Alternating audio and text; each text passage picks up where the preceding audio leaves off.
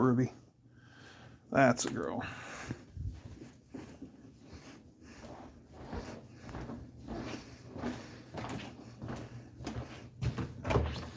Danster, what's happening?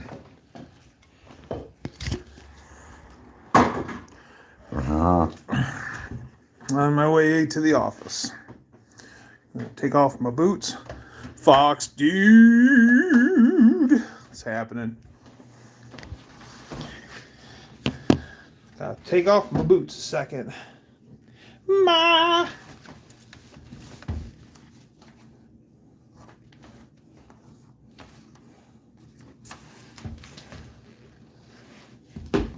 Oh.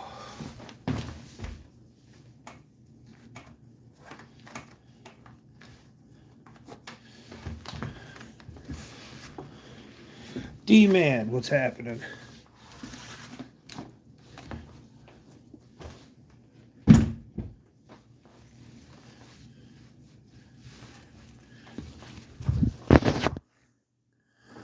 No horizontal live? Levi, what's happening? No horizontal today. Just give me a minute. I'm working my way back to the office. Ooh, Dougster After Dark.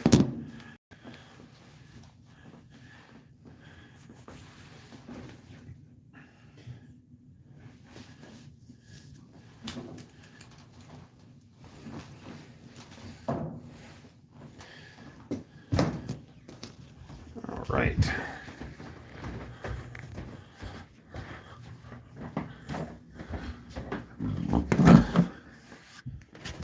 Back in the office.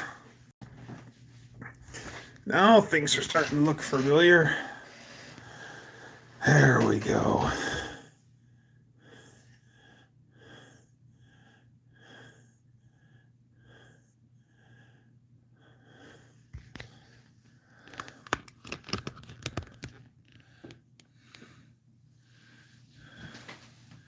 All right. Tracy, I got your care package. I wasn't expecting that. Thank you.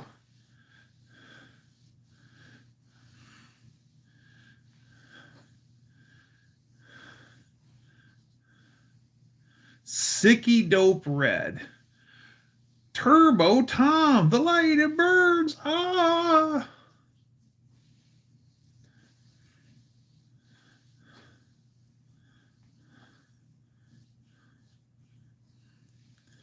What's crappening, man? What's happening there, Dan the man, Dan IT guy?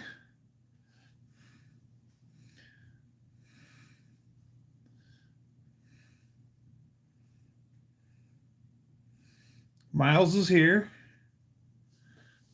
Had to reward your hilarious comments from that night.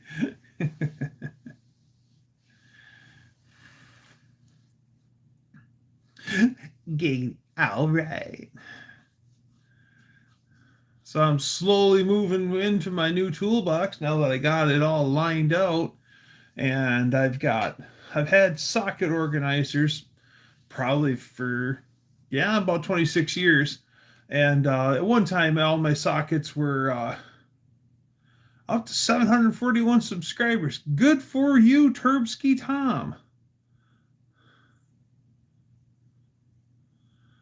Came home with a Honda mower with the bag, runs on Cosby sauce, but needs to get start string rebuild and new tires. Them Honda mowers are the shiznit. So I have socket organizers, and I actually put 3 of them together. Yeah, 3 of them together, and they fill a drawer perfectly. And I started putting my sockets in the socket organizers, and boy, does it look good. And just slowly starting to get all my tools around, and stopped to the Hobo Fright today, and I bought a new Icon 1/4-inch ratchet. I bought a set of standard Icon or SAE Icon obstruction wrenches, the ones that are shaped like the letter S. And then I got a set of standard 3/8 drive crowfoot wrenches. And because I had them in metric, but I didn't have them in standard. I had obstruction wrenches in metric, but I didn't have any in standard. So I'll probably end up buying the metric icon ones eventually and replacing what I've got. But for now, because now I've got the icon stuff, and then I got some Chinesium stuff that I bought at a yard sale.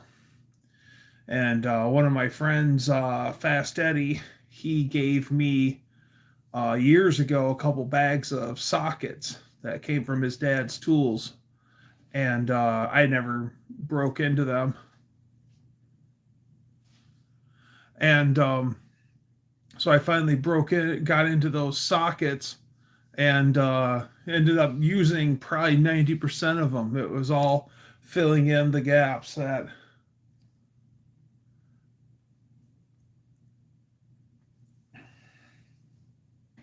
Well, you coming over here, cat, or not? There you go. My cat is extra lovey right now. Mr. Wilburn, welcome. Yeah, I'm just slowly working my way toward moving into the old toolbox. Feeling pretty good. I like the fact that I got the space to spread out and keep things organized, and it's going all right.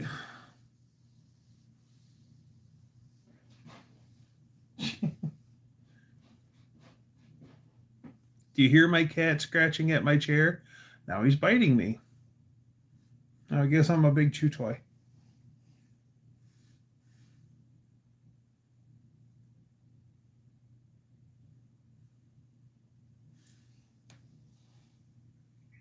Ow! Little son of a biscuit. Okay, you can stop that, cat. That hurts.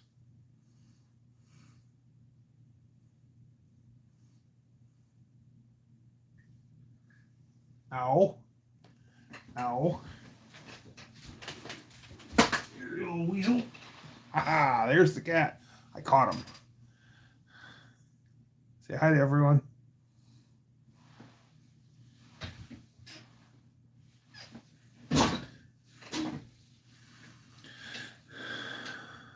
Drill bits.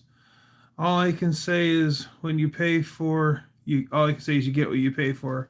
A cheap bit. I drilled one hole before burning up. I went out and bought 4 replacement bits. Champion brand USA.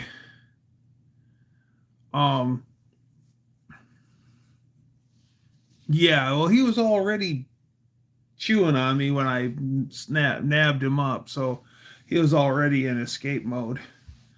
Well, it's hard to describe it, Mean Street Mopar, but if you've got a bench grinder, you can hand sharpen a drill bit. But it's very important, like how I was taught is instead of using the front face, like where you normally sharpen stuff on your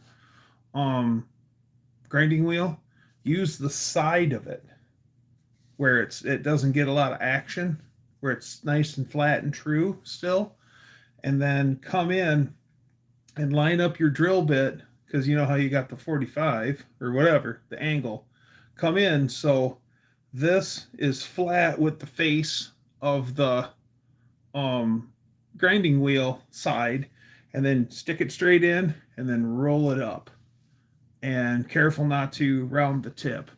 And once you get the hang of that, that's something that you need to be shown, though. That's how I learned it, was I was shown it. And boy, once you learn that, you're in business, and you can get a drill bit just sharp. And my friend's like, "Oh, drill doctor, it was a 5/64." My friend sharpens those little bits with a grinder in his hand, a hand grinder, upside down, and he'll Now that I don't know, but yeah, I know what you mean.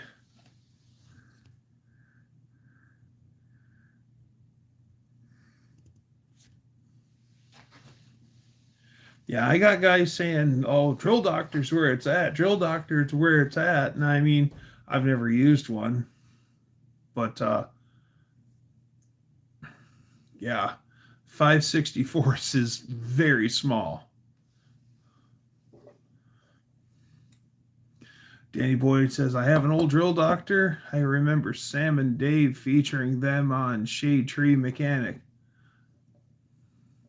And then later, did Sam and Dave sing Soul Man and Hold On, I'm Coming? Oh, wrong, Sam and Dave.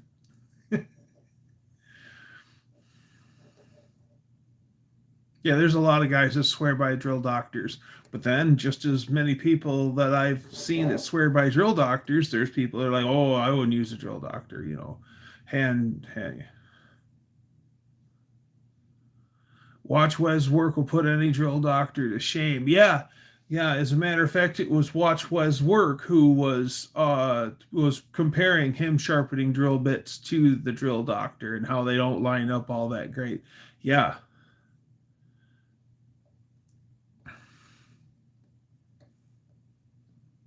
just uploaded a short video. Hemi with two thermostat gasket and seal didn't work together. Don't work together. Interesting.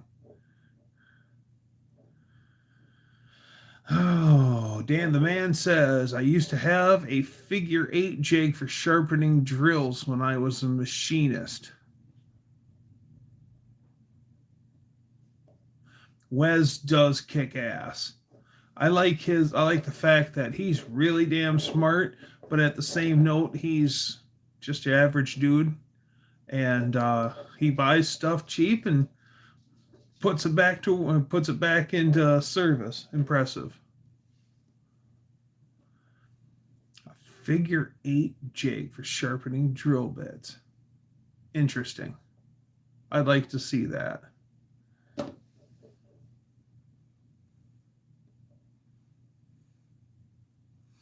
Oh, I was drilling holes in the main bearing grooves for extra oiling. Oh, that's right. You're still doing oiling mods.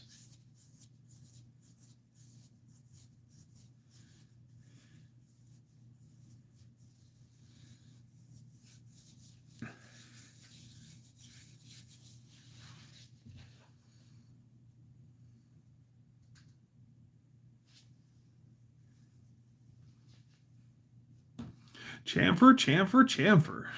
Is that like Marsha?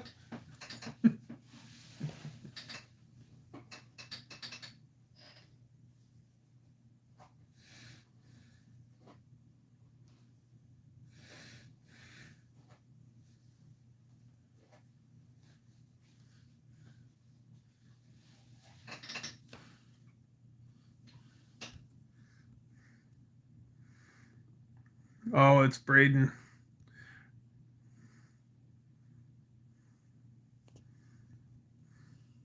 Hey, Braden. The Casey is here? We got Casey's now in our area. Casey's gas station. Your pizza's pretty good, Casey. I gotta say, your breakfast burritos aren't too bad. They need more salsa.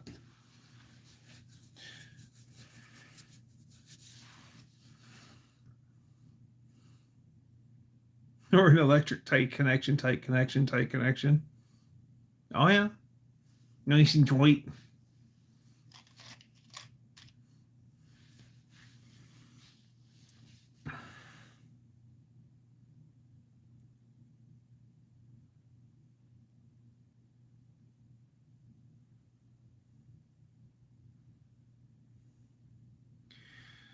Which of our friends lives in PA or Maryland? I want to say it's Buck. Buck lives in Pennsylvania. Don and Wendy English and Ron English live in Pennsylvania. Max Wedge, Dick Dastardly lives in Pennsylvania.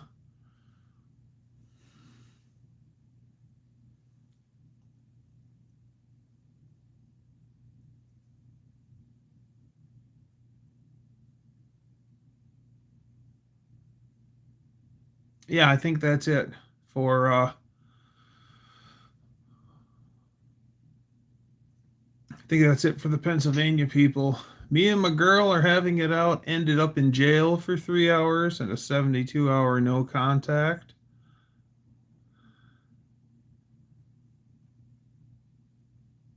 If it's bad enough, if it's bad enough that there's a no contact order, that's time to call it.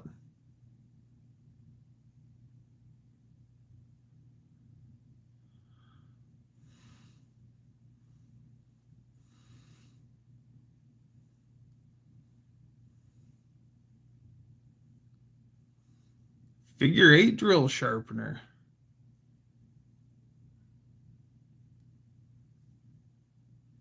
Name those friends in the Pennsylvania region again. Buck Does It is in Pennsylvania. Um, John and Wendy English, so One-Eyed Cat, his wife Wendy English are from Pennsylvania. Ron English, who is Don's brother, he's in Pennsylvania. They live down the road from each other. And then Max Wedge, Dick Dastardly. He is Pennsylvania also. Where is that dadgum thing?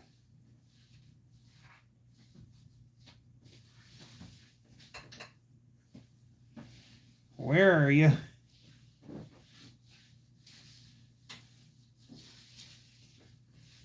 There you are.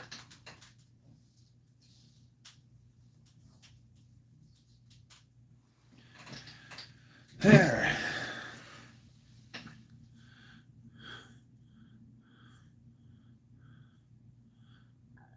Smoke the white wall tires leaving Dairy Queen. That's right. The wide white walls. Gotta keep them spiffy with the Wesley's bleach white. Just need my cylinder heads back from the machine shop and I have my rotating assembly balanced. Then I can assemble. Sounds good.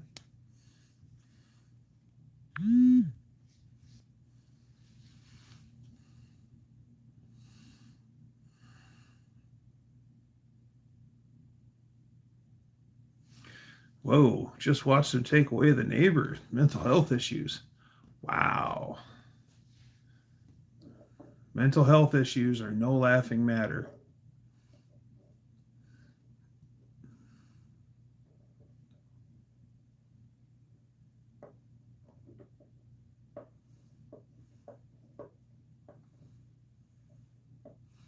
You guys remember the were they spats? Yeah, where it was you didn't have a white wall tire, you just had like a little doohickey that went. You put the tire on, and then you put the spats thing on, and then either it was held on by the hubcap so it looked like you had a white wall tire, or it actually went between the bead of the tire and it pinched in when you inflated the tire.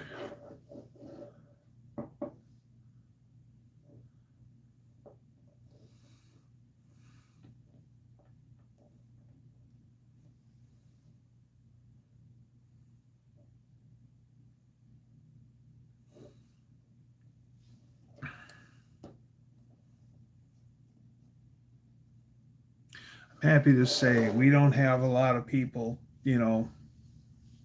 having their cheese slip off their cracker or officially slip off their cracker. There are some guys I know whose cheese is eventually slipping off their cracker, but yeah, the cheese is still somewhat on their cracker.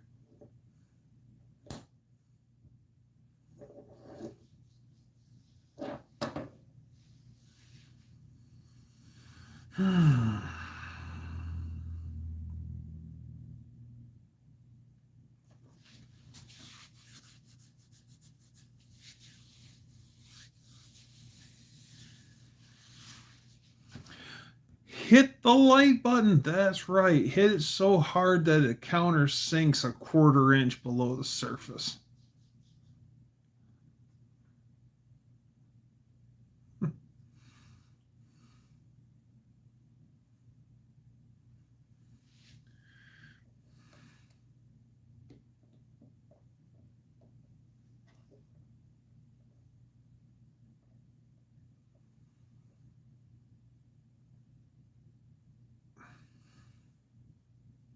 Never had no cheese on the eye cracker, just a bit of sausage. Oh, gotcha. Hi, Max. No, I'm just going to sit here and ignore you, Max. Hi, Max. Good to see you, Max. How's you and the missus? Max? What's going on, my guy? Hey, Max. Hi. Been busy. Started a new job in Maryland now. Holy wah. Did someone mention food? Not responsible for broken phones or keyboards. That's right. He survived. He did break his arm and total his bike. Yeah. We got guys that come off at the power line trail and then they just get on the road where it's a 40-mile-an-hour zone and they just feed them dirt bikes the beans. And you can tell that you're like, that is not 40 miles an hour.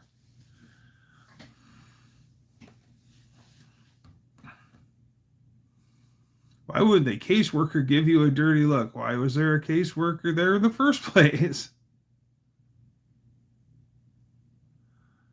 Hit 102 today. The animals pay the price for that mostly. Yes.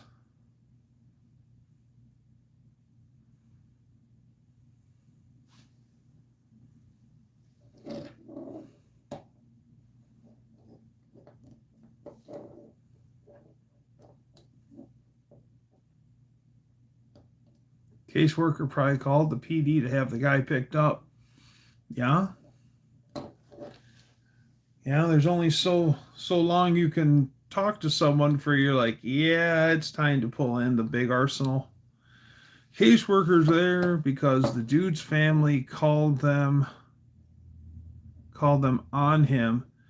She might have gave me the look because the mower was making a bunch of noise.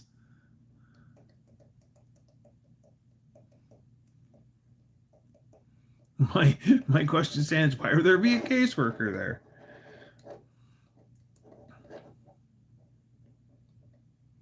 That Honda mower is awesome, Danster.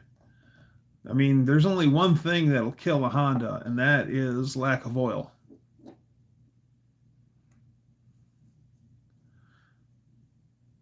Ooh, the dirt bike did about $7,000 to the work truck. Haven't even had the truck for a week. Wow. Mexican Spec says, who is the family? Who would the family call? If they call the cops and the caseworker shows up, that's a bad situation. I think they called the caseworker. The caseworker might have called the popo.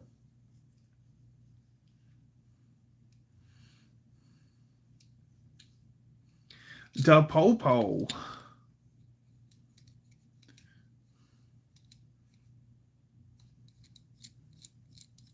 Hey, I ride motorcycles, Max. Don't talk like that, please.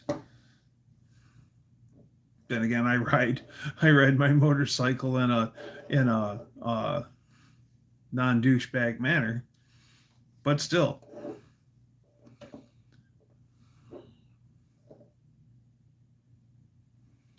Old Mac is here. He says, my neighbor goes berserk on me whenever I mow. He is about 400 feet away from us, but he can play music all up till midnight. Funny how rules apply to only certain people at certain times. Caseworkers should deal with a person in a facility, not at their house where they have access to. This is true.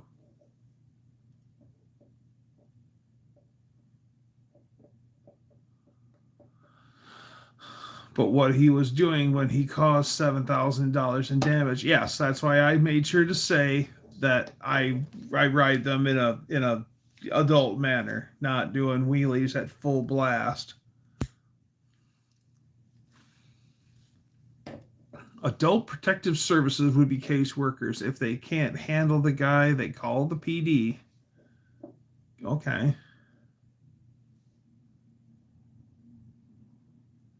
will split no lane before it's time. I'll tell you what. I mean, I very rarely have ever done that, and the only time I've done it is um is to keep a motorcycle cool when I'm driving an air cooled bike and she's starting to show signs of overheating. I've done some slow lane splitting just to get some air across the engine. Um, and then like other than that, if it's liquid cool and she won't overheat, I'll just wait it out as much as it sucks. But I don't like lane splitting. I can't believe that there's guys that'll run lane splitting at like 60 or 70 miles an hour or faster in that narrow slit, just burning through. And one car that's over just a little bit, or somebody opens a door. Lane splitting, that's kind of a gray area, to be honest with you, Max. That's why I do it very sparingly and only when I have to, like a air cooled motorcycle, where it's like I'm overheating, I need to get air moving.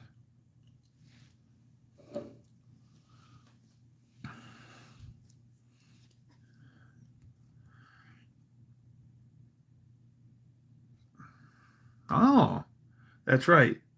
Tracy did case management for years. It can be scary at times, but that's how the system works there. Mark Sauvé. Hello, Mr. Sauvé. I never saw him till it was too late. One of the witnesses stayed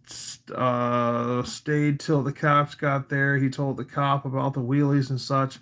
Reminded me the guy didn't give me a chance to see him. Oh, yeah.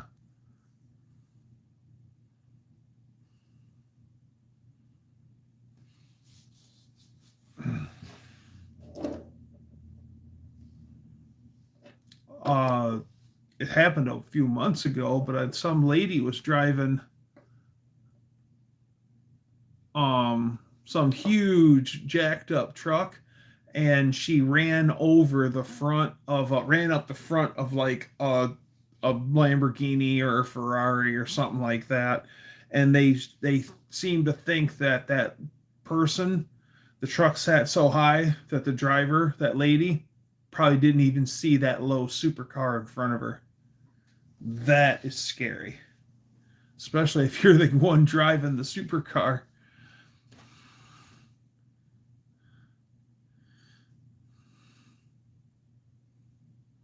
Do you ever see some sweaty hillbilly come walking up with a Honda lawnmower missing two tires?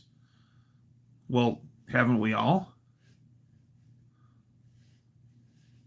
I never worked in your neighborhood. That was you?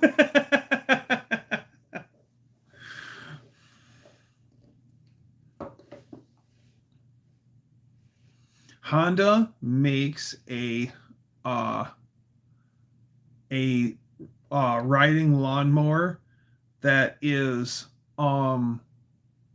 the world's fastest riding lawnmower. Like the thing is like part Indy car and lawnmower, and it's got like a over 1 liter motorcycle engine, and you can go mow grass with it and then take it out and then like take it up to like 185 miles an hour. It's nuts. Look it up here on YouTube.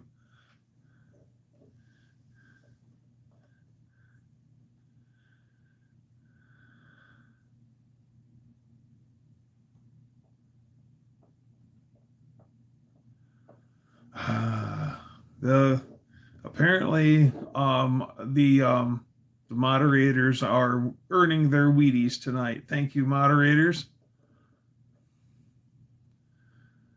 It's likely she never saw the Lambo. Yeah.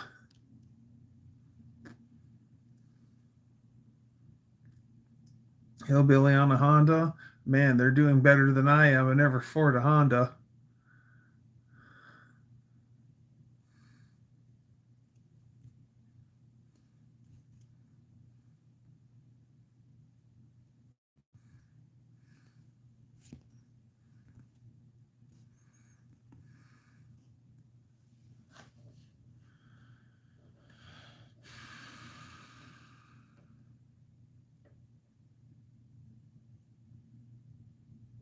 It's a Honda mower, and I pulled it from the trash. I, it's amazing. The second something breaks, they just throw it away and go buy another unit, and it just makes me laugh. Like for what little maintenance that little Honda probably needs, and put a little sweat equity into it, and you'll probably get years of use out of that free lawnmower. Hell yeah.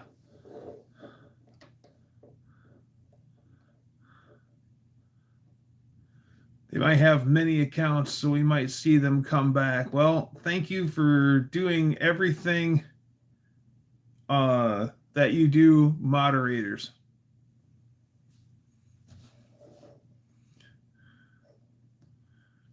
Instead of ran when parked, it's more like runs on Cosby sauce.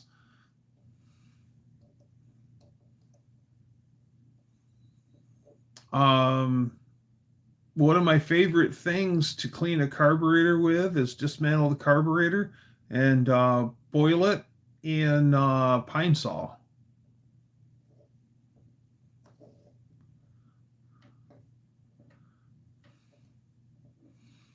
They literally ran the back tires off of this thing. He said they went electric. Oh, geez.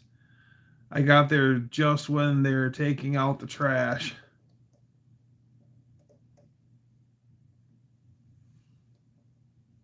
My parents have an electric lawnmower, a little push mower. My dad has a old gas Simplicity tractor that belonged to my grandpa. He bought it new, but for the main mowing, they use that. But they got that little electric push mower, and it's okay.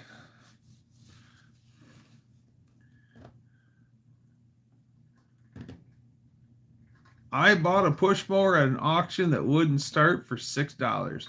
Got it home, put gas in it. It ran for 3 years. Ain't got no gas in it. That's awesome. Well, I mean, how many times have we all went to the auction and bought something out of the inoperable row, and then it needs something like a battery?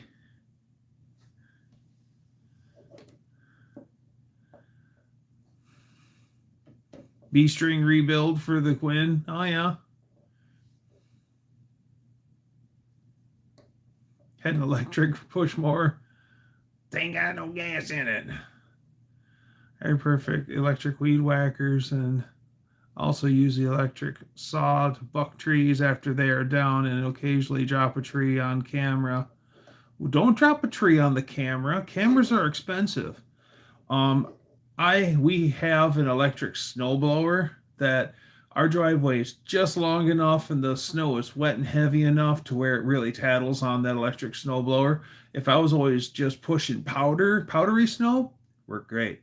But that wet, heavy snow, excuse me, it just doesn't have enough chooch. Hey, cousin Magic Mike, what's happening? So Lady Dougster finally got us a Husqvarna. I think it's a 10 horse gas powered snowblower, and that thing is a machine, man. Dougster approved. Yeah. But we do have a Ryobi electric chainsaw, 16-inch, and for what little wood cutting I do, it's all right.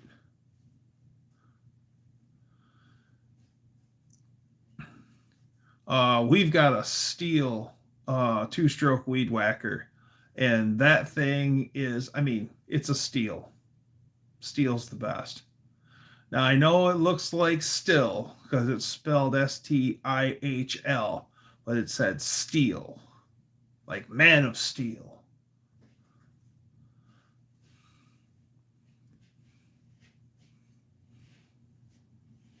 It's a Heart Walmart special.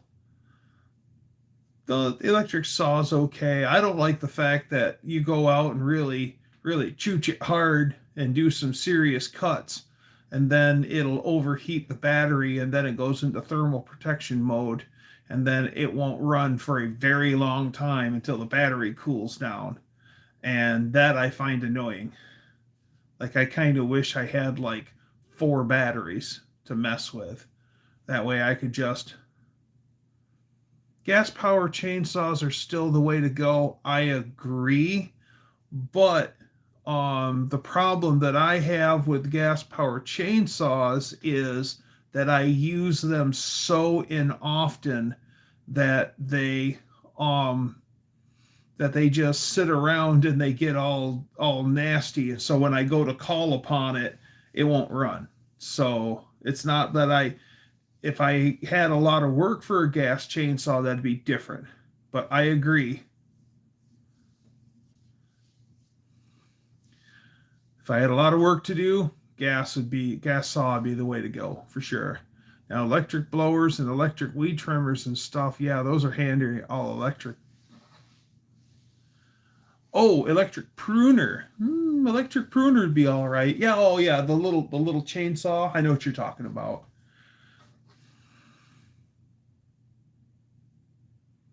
I have all steel. I have gas and electric. Yeah, steel is good stuff. Steel is great stuff.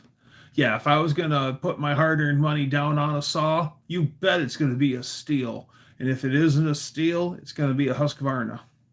Because I mean, steel's first, Husqvarna's second. And I mean, it's like this. Like steel is just a little bit above Husqvarna. Husqvarnas are good little machines.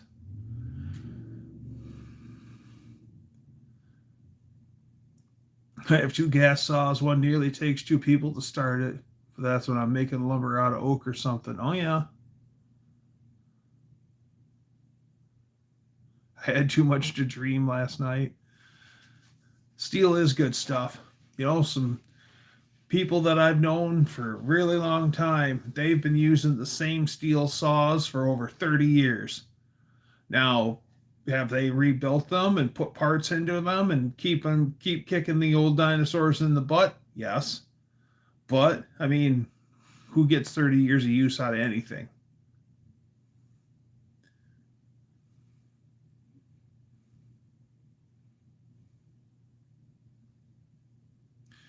Poland is garbage, and Husqvarna makes Polands. Polands are terrible. I do not like Polands. I like Husqvarnas. I lost 36 trees due to a storm a few years ago. I'll never be done cutting trees on my property. Holy wah! The only piece of lawn equipment I actually bought is a steel handheld blower. Buff Del Campo. What's happening? I had a pulling chainsaw and threw it in the garbage. The old joke that I've always make is a pulling saw sucks because you keep pulling and pulling and pulling and pulling and pulling and pulling and pulling.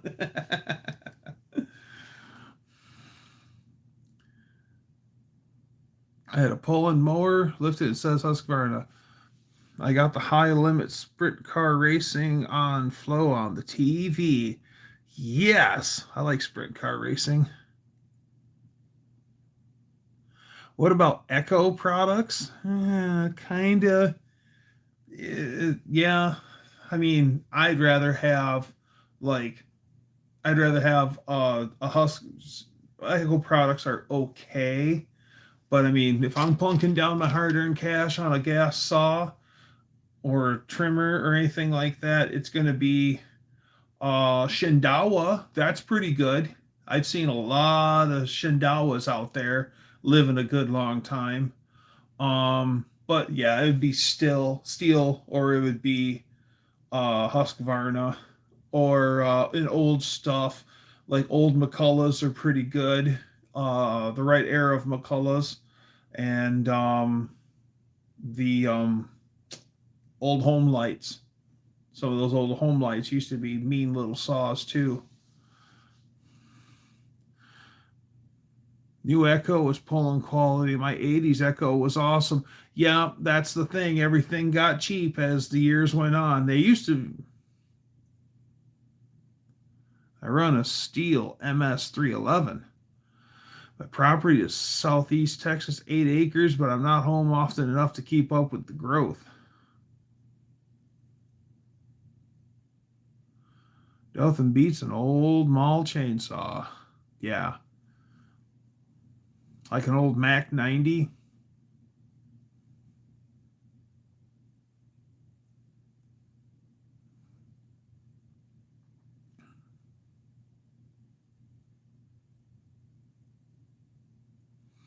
I had a hot saw at one time. It was a Honda 250 two-stroke dirt bike engine with a bar on the front of it. I bought it in a trade for a bunch of stuff, and it had no spark. It didn't run.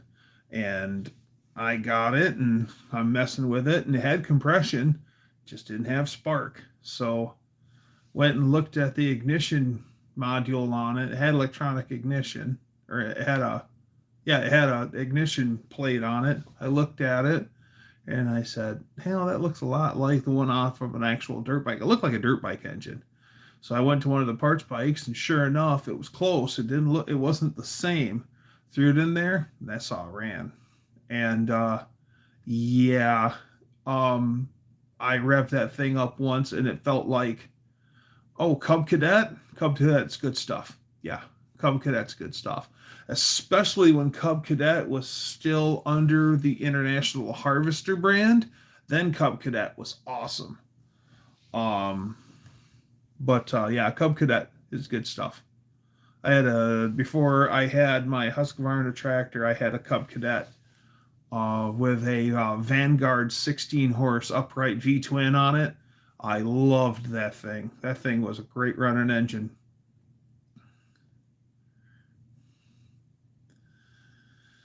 Oh, Cousin Magic Mike says the MS311 is the biggest before the commercial line, like $800. Got mine for $100. Had to wipe the flywheel off.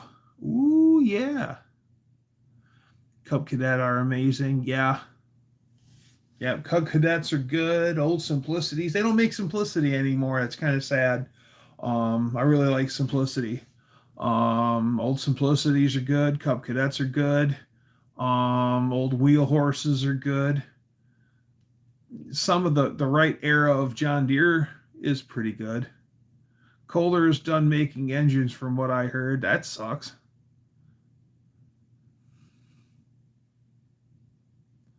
Love my Cub Cadet Z150 zero turn. I've never actually used a zero turn mower.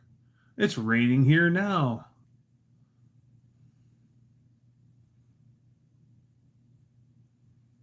Says Colleen. We've had a dry streak for a little while, and I'm all right with that. But that Kawasaki engine is loud. Briggs & Stratton is a Wisconsin brand. There used to be Wisconsin small engines too. Wisconsin's were pretty good.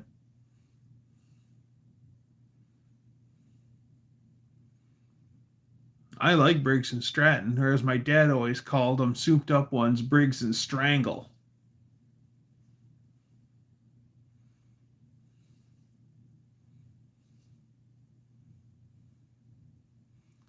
You can get a Kohler or a Kawasaki engine in Hustlers. The Hustlers are good, and oh, what's that? Not Greenlee. Are they Greenlees? Gravely. Gravely stuff is pretty good. That's commercial stuff. Or like Grasshoppers. That's commercial stuff too. Love my zero turn. It's my favorite ride. Once you use one, you'll never go back. Whatever happened to Tecumseh? Well, they kept making junk and they finally went out of business. Yeah, they just went out of business. My old wheel horse had an Onan twin, great engine. Those Onan twins are great engines, and big engines too. Some of those things are like 25, 26, 27 horsepower. Worked on Wisconsin as a kid. Dad had me hold the spark plug wire while he pulled the rope. Yeah. Yeah, Dad, it's got spark. Hi, Kim. Good to see you.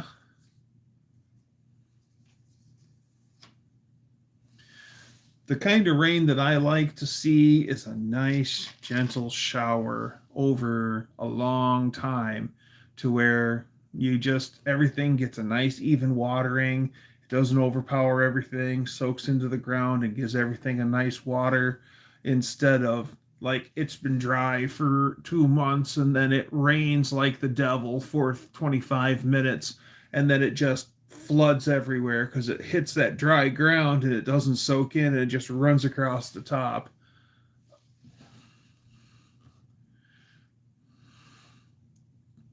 I also have a Kohler flathead 4-cylinder generator in some of my super old videos. I had a Wisconsin 4-cylinder engine.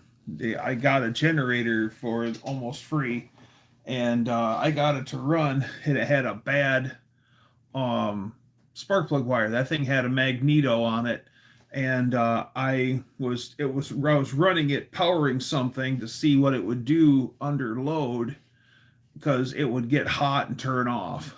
And so I was loading it up and seeing what if it would get hot and turn off. And then I'm working on something else, and then I backed up away from what I was working on. I was going to go turn around, and then I bumped that Wisconsin engine right by where the points were, and I got bit on the ankle by that magneto. That felt great.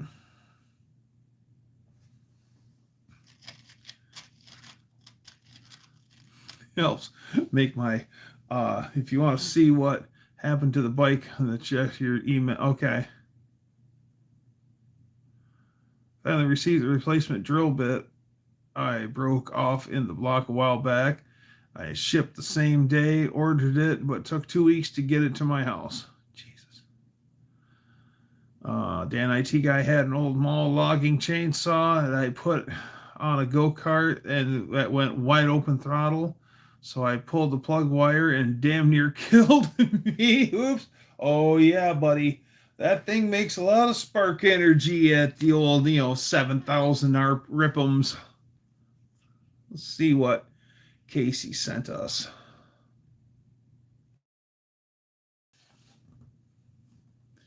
Yeah, I seen the pictures of a green Kawasaki dirt bike sitting next to a white truck.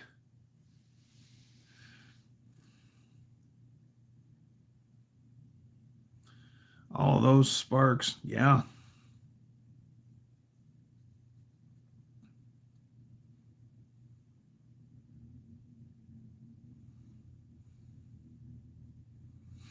We skipped school one day and we went up to a local high performance speed shop, and in the very back they had a glass counter with you could bring parts in and consignment sell them, and then you got like 80% of the money or something like that. They got 20% for selling it for you, and there was all sorts of stuff, and we always went there because there was the deals. Well, my friend picks up a Jacobs 8-point magneto, and before I can warn him, he takes it and he's holding it up by where the plug wires go, and he spins it, and that thing bit him. Now this is a glass top display case, and out of instinct he threw it away from himself, and that thing actually bounced off of that glass display case, and it didn't break the display case. Thank God we didn't knock anything off either, and we got the hell out of there. Yeah, I was checking my phone. Casey sent me a picture. I'm back. Ended up ordering the hard line and compression fittings off of the Old Jungle website.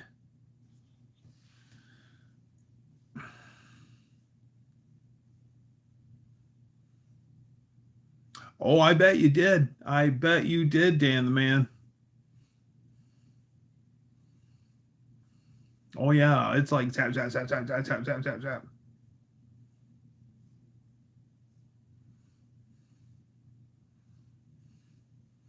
Electricity bites and it won't let go. Yes.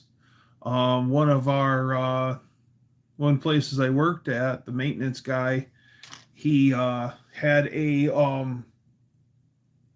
was not thinking, and got into an electrical panel that was 483 phase, and he was wearing a metal band wristwatch, and he ground it out, and so the electricity went in his wrist, and then it traveled through his body and on one of his toes. I don't remember if it was his right foot or his left foot, but when the electricity left his body, it blew out the tips of his all five of his toes, and it blew out the toe of his boot.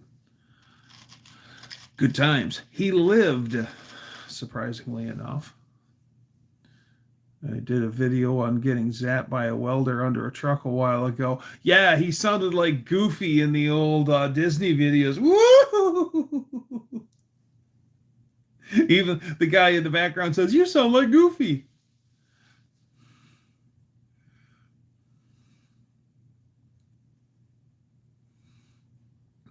Danster says my buddy was landscaping and using a machine where you had to pull the spark plug wire. It zapped him one day, and he had been wearing a cassette Walkman, and it left a permanent dropout in the tape. Oh, I bet it did. Mother of pearl.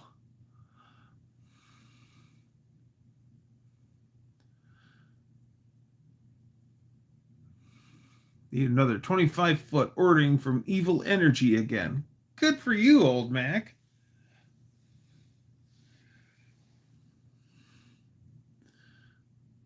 That was involuntary vocal noises. Old Mac, I was over on the east side of the state. We went and visited 6% on Saturday, and then we went up to Brown City from there. And yeah, I'm like, hey, we're in Old Mac's territory. And then I punched up where you're at, and I'm like, no, we're not. We're nowhere even close. It's like 2 hours and 15 minutes away. So I thought of you, my guy.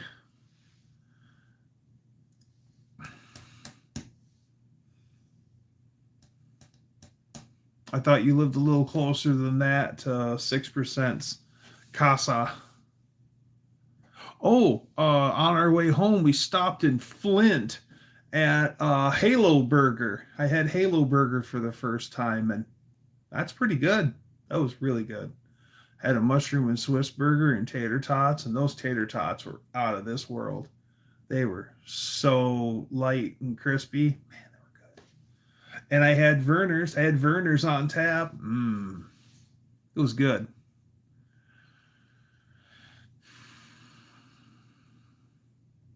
Do they make burgers out of halos? They make halos out of burgers.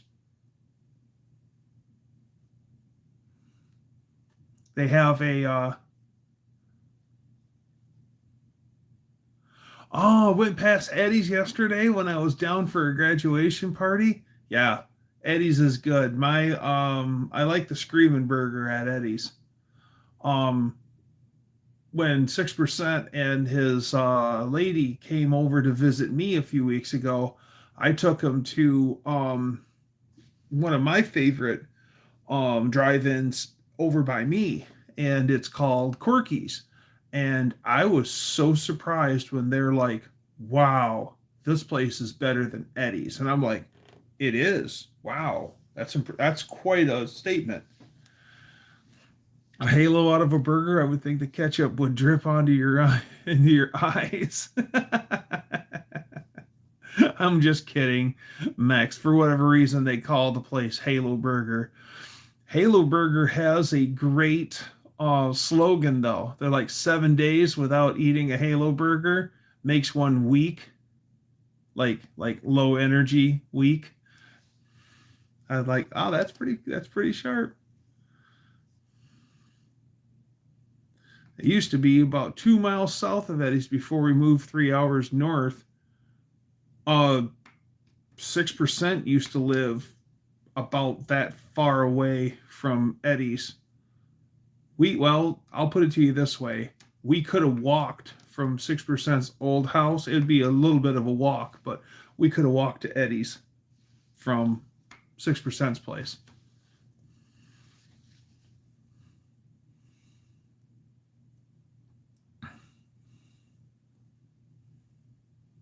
Man, are there some nice houses on that right over there in that neighborhood, right up on the Lake St. Clair shoreline? Man, there's some nice places.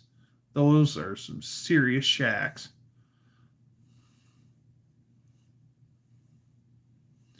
The joys of low voltage.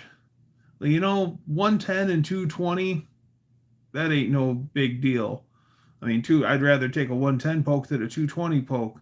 But when you get into the phases and the 480s and the whatnots, yeah, that's when that stuff will do you in if you're not careful.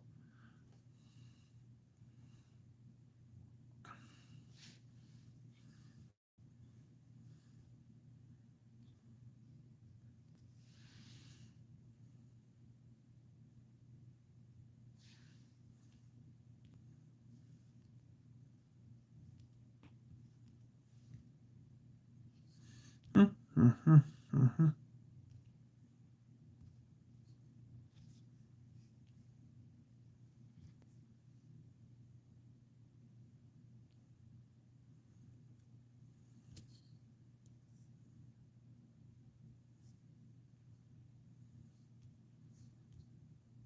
Where did my chat go?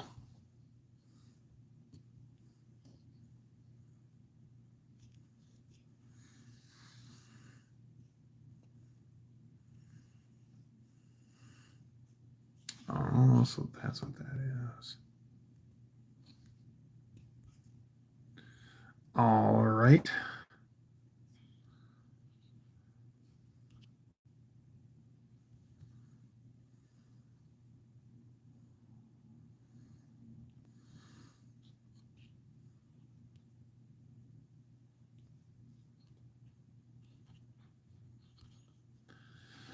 All right. I can't figure out where my chat went.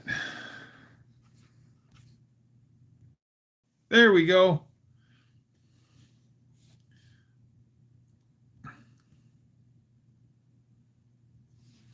I'm back.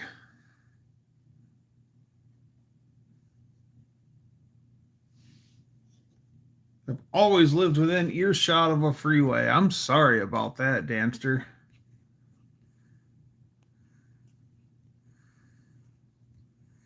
I play with 120 and 277 at work. Yay. This is the first time in 50 years I'm not right near a freeway. I could come north to where we could come north of where I am and only hit 2 traffic lights. That's good. I had 568 VAC explode a screwdriver in my hand and blow a hole in my elbow. That was not good either. Holy crap, yes.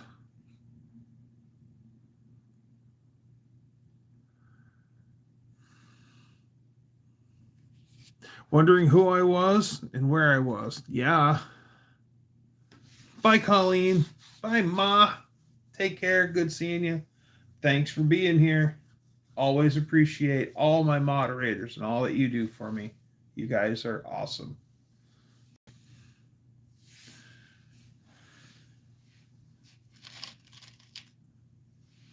Ooh, it's Tim from out west. Hi, Tim. Good to see you.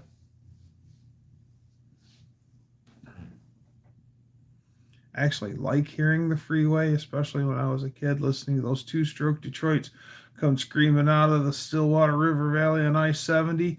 Yeah.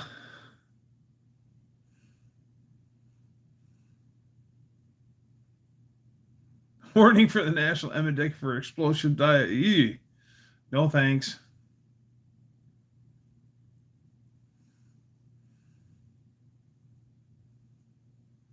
That sucks.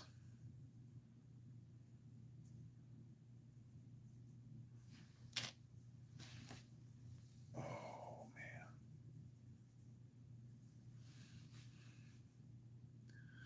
It's official. I registered for the 26 No Name Saturday. Good for you, Casey.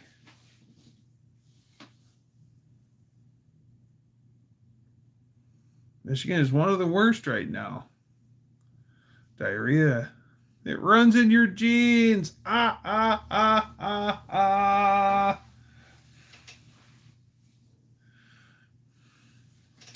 I actually am proud to say that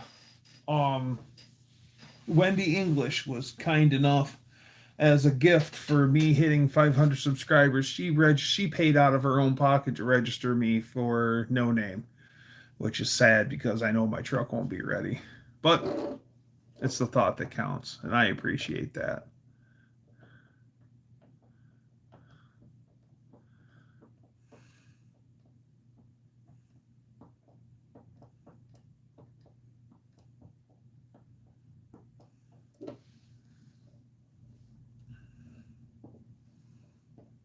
I gotta go out and check my camper trailer for no name, make sure no critters have gotten into it.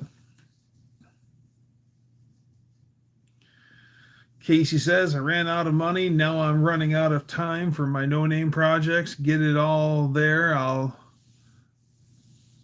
get it there. I'll help turn wrenches.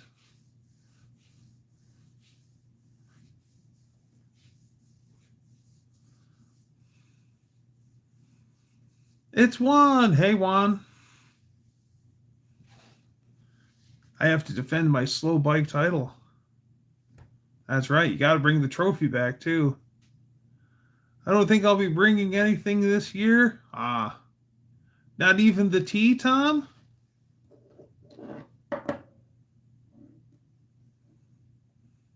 No. As long as you're there, Tom, that's all that matters.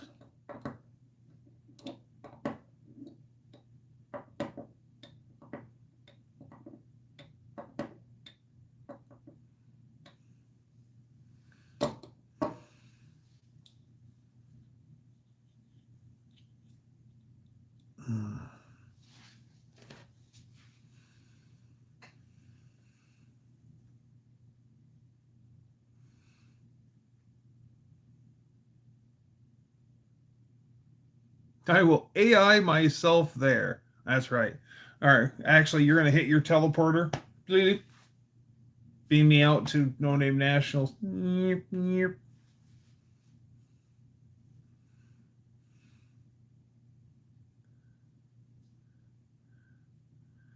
RV for what dentist?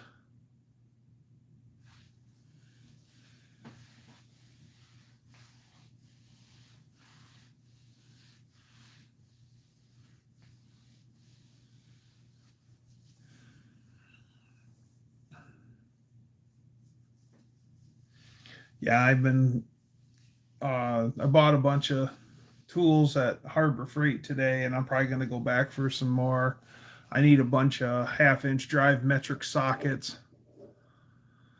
And Dennis, for you tomorrow. Ooh, lucky you. Was flat broke working on aircraft. Was having fun doing it. Made more money back in wind after 3 days online courses at home. Wow. Mark Sylvain says, had a faint glimmer of hope of going to no name, but don't think I'll ever get the budget to go since I've been on long-term disability and the money coming in just doesn't cut it. What are you getting? Oh, probably just gonna buy some probably the Icon line of stuff from Hobo Freight. Unless I find a good deal on some Snap-on stuff. But I need like a whole bunch of I need more metric 1/2-inch sockets. Yeah, I bought a Icon 1/4-inch ratchet today. I bought a SAE obstruction wrench set, the S wrenches.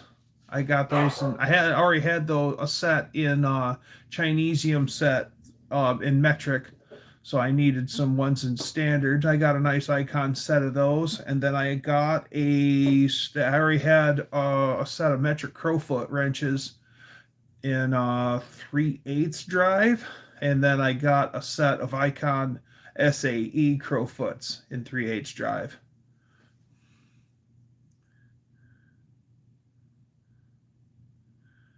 If you're interested in the red brand of Harbor Freight battery tools, I have a few batteries, chargers, and some sanders. I really like the DeWalt stuff. I've been going after it. Just happened to be that I got on the DeWalt bandwagon, so sockets for the Toyota. Yeah, I would just want to have more. I've got these nice socket organizers, and the main reason why I want them is because I have all these empty holes, and I want to fill all the holes in my socket organizers. So that's one of the main reasons. But yeah, just having a an abundance of tools, so that way I'm not going, crap, I don't have the right socket, or crap, I don't have the right end wrench, or crap, I have metric and I need standard, and yeah, OCD, yeah, it's a little bit OCD, but having the ability.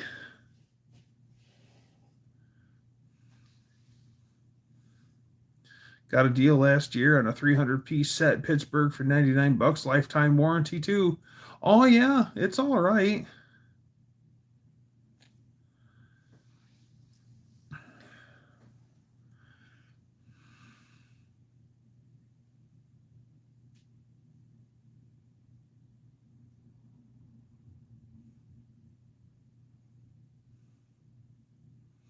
Dr. G, what's happening?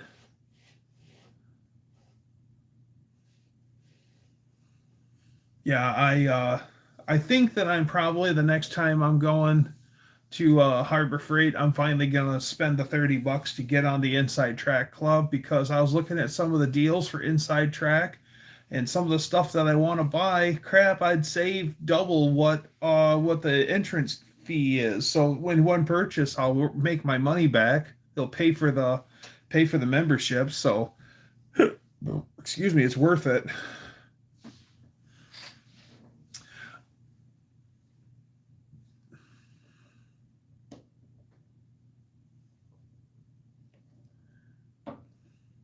Don't forget the E's, T's, sockets.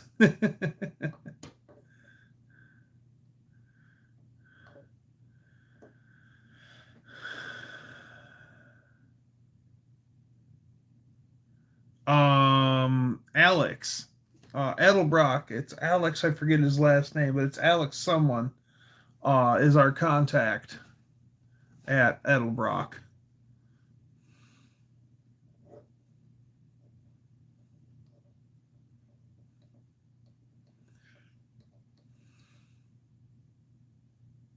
The sale doesn't go through, I go bankrupt. Oh man, Alex. So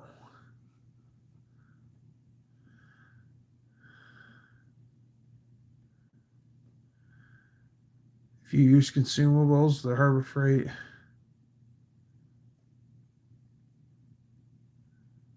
will get nothing. We have someone interested in it, but depends on selling their house at the end of September. And then any profit I get back from the house is going straight into the insolvency trustees. Ouch.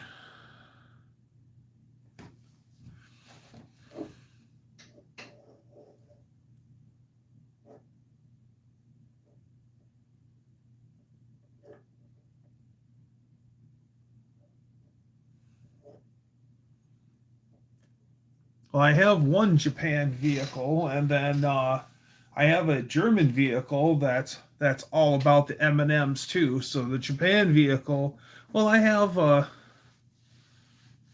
my all my Hondas run on M&Ms also. None of them Freedom units. That's all M&Ms. 10s and 12s and 13s.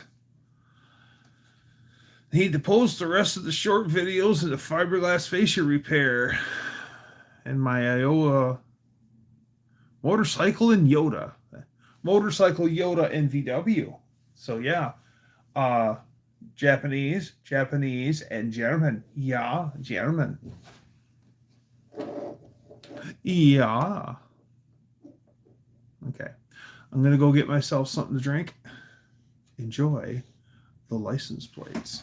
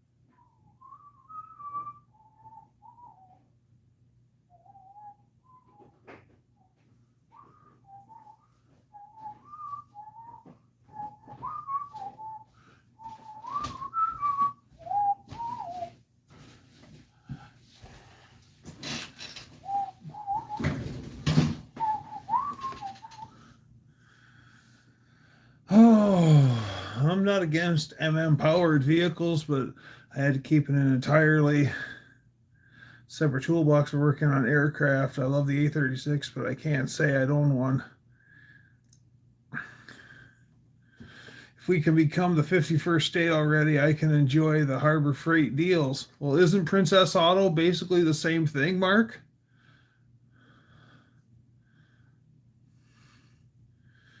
I needed to go to Harbor Freight to buy a short stand, but I flaked. Kim, I've been considering the tap and die set from Pittsburgh. I've got a inexpensive tap and die set from Hobo Freight, and I mean I'm no machinist, but you know what little I use a tap and die set for works for me.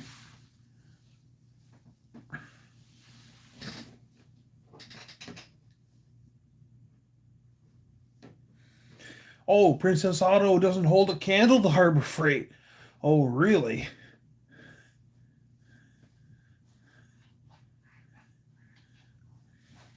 If shipping wasn't so outrageous, Mark, I would ship you Hobo Freight stuff, but international shipping from Michigan to Canada, and which is even sadder because I mean, aren't we just a matter of hours away from each other? Because you live in Ontario, don't you?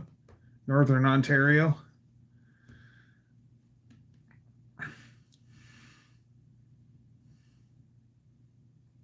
Power Fist tools are meh. The Power Fist. I wonder if Power Fist is like the Canadian equivalent of Chicago Electric.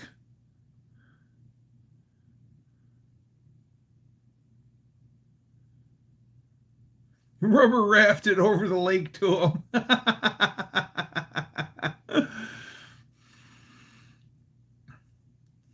If you had a drill and repair holes, you'd be considered a machinist. 15 years, you might be one you never even know. Oh, he's in Quebec, actually, just over the bridge from Ottawa. Okay.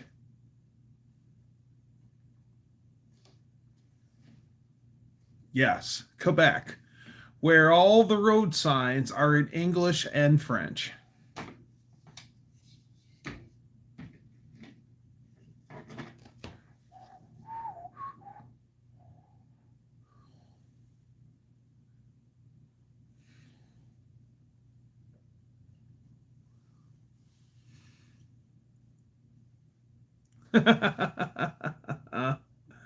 Give tools to Mark when he comes to visit you. Yeah, brother. Oh, love your mustache, brother. It's like my Hulkamania one.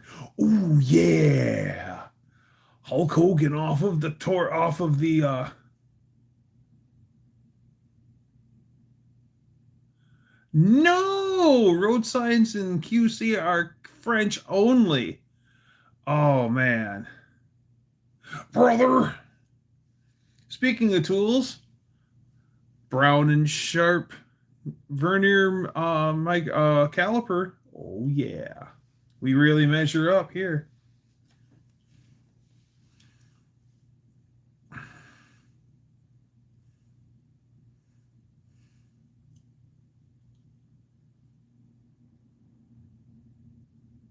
They can pull them across. Well, I mean, he's Mark's all the way up in Quebec, so I mean that's a pretty good hump from here, from where I am, seeing that I'm an hour away from the Indiana line in southwest Michigan. So yeah, from where I am to where he is, up by Ottawa, that's a pretty good haul. Great calipers, no battery required. That is one of the reasons why I got them. Other other than converting to metric if I need to. I just need a conversion table. I'd like to get a actual like poster, large poster conversion table to have up in my shop so I can, you know, look at everything conversion wise.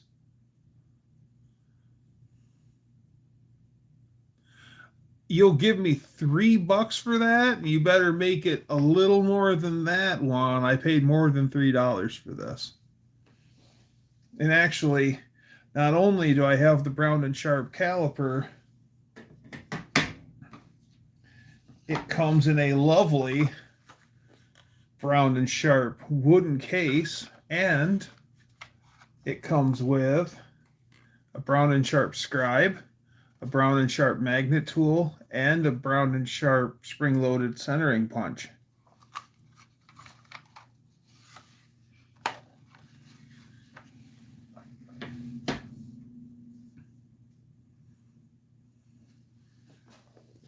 I have a whole bunch of tools here that I haven't taken out to the toolbox. They've been sitting here at my desk. And one of them's that vernier caliper, and then I've got a couple of Starrett micrometers. This is my 2 to 3 inch Starrett. Can you read it? Or is that side? No, this is the side that says Starrett. Well, it's backwards, but Brown and Sharp bottle opener, Brown and Sharp cigar cutter. No, I respect my tools more than that. Used to bother me is watching people walk around with a nice set of calipers in their back pocket. It's like, what? I'll buy that for $1. Remember that guy? Oh yeah, that's from RoboCop. Are they metric or imperial? They're imperial. And then I've got a what is this? Is this a one?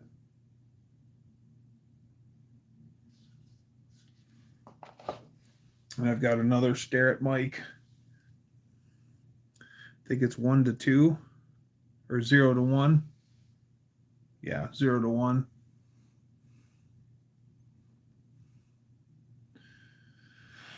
$3, that's a lot of money. How about I give you 50 cents and just take a bite? Oh, good Lord, that's a lot of money. Anybody got change for $1,000?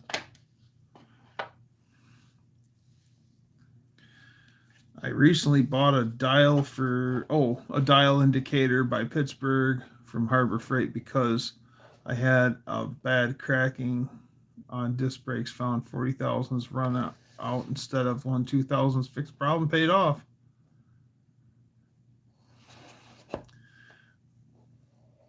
My dad's name is on those. Bob Cook. Well, there's 2 names on it. There's Bob Cook on one side. So you got Bob Cook on one side, and then you've got Mike Keel 97. And Mike Keel, I ended up buying these off of Mike Keel's widow, unfortunately. Mike Keel hit a turkey on his motorcycle and didn't make it.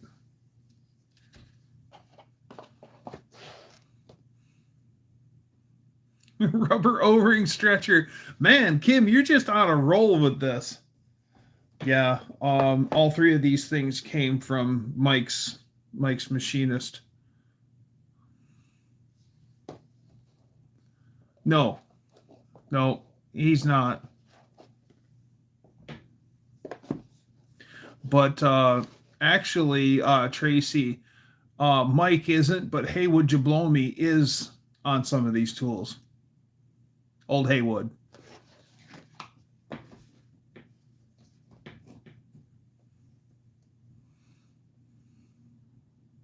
Mike Rometer. If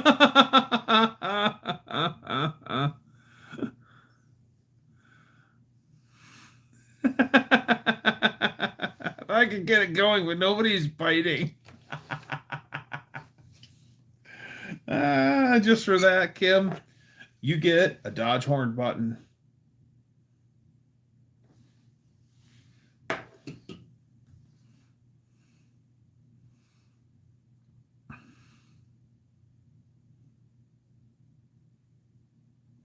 Don't be a hero. Looks like Kim is listing all the BS tools in her garage.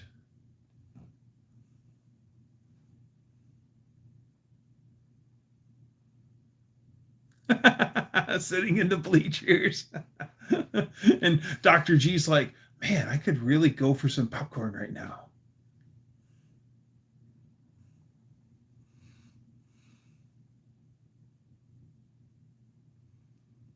That horn button could be used as a hubcap on today's cars. Well, there's grease caps from early 20s cars. That one up top, that's to an air-cooled Franklin. And the rest of them are for Dodge Brothers. Even that one right there is for a Dodge Brothers, just like that. Is it all Dodge Brothers? Yeah.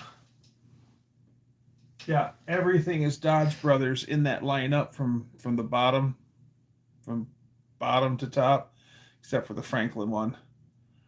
And I've got two more grease caps coming, but I'm not going to tell you about them until they're here, so I can show them to you, and then we'll hang them up. It could be used as a. It's actually pretty heavy too for a horn button. This is from like a 1950s Dodge, and it's got 3 spokes in it. There's the tabs for it. It's a plastic center, but this is actually like, I think it is chrome plated steel. It feels like.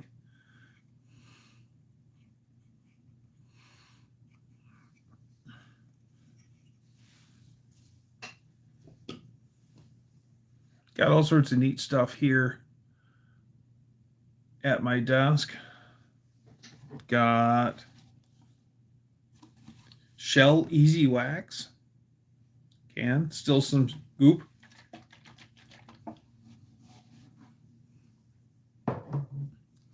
It's been drained, but I have Castrol 4-stroke motorcycle oil, paper quart. It's been drained.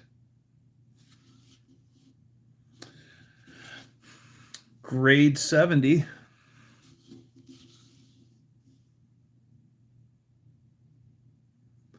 All the Model Ts will be headed to Canada Saturday. Yes, the great Model T migration.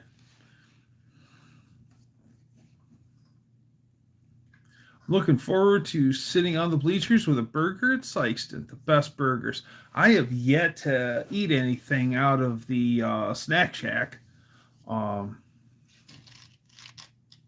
I really enjoyed having the community supper, though. That was pretty good. And Don and Wendy's mac and cheese is out of this world. Looks like the can of Marvel Mystery Oil. I have a metal can of Marvel Mystery Oil. And what's in Marvel Mystery Oil? Nobody knows. It's a mystery.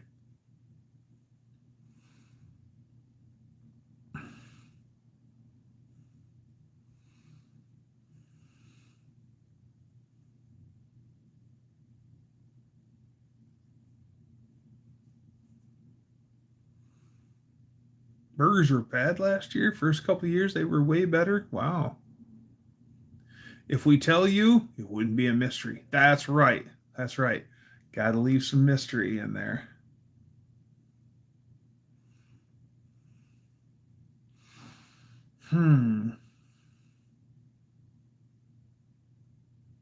My uncle's first girlfriend in high school.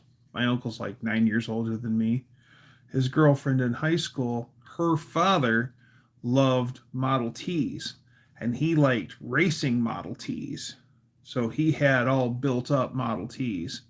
And I didn't know that at the time because I was just a little kid. But now, because my friend used to work with that guy's son, and he was talking about how he had a taste for fast Model Ts and had speed parts and stuff like that, and used to build them up. And I was like, I wanna see what a Model T, like go for a ride in a stock Model T and then go for a ride in all the Beans Model T just to see what a fast one does.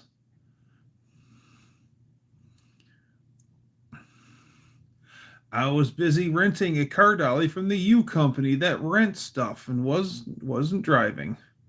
New ownership changed the staff at the snack bar, and they just didn't bring their A game. Diner was good last year with Big Mike, Don, and Wendy. I actually kind of admire the business model of the U company that Casey's talking about. They don't build new buildings. They go buy a building that's already built and then they repurpose it for their needs. Over in Lansing, they bought a former hotel and they turned it into storage units. So each hotel room is a storage unit. And I thought that alone was pretty ingenious. And so, yeah, they take all sorts of old buildings and turn them into U Company offices. There's a humongous big Kmart that used to be up north of me, and it was like one of the super Kmarts. And when they pulled out, it sat empty for the longest time, and then that U company moved in and turned it into storage units and a rental office, and they wrench on them there too. It's pretty impressive. How do they stop people from using the storage rooms as a hotel? I don't know. They probably have pretty good surveillance.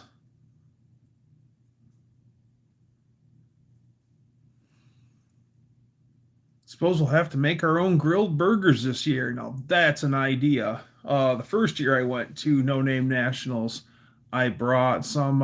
Hi Tom, good to see you. I brought some homemade kielbasa or brought some homemade brats from my local grocery store, and the guy in the next camp over, he noticed how big my brats were. And for like the next year on live streams, he's like, Duggan is huge brats. Oh, Tom got to experience those very brats,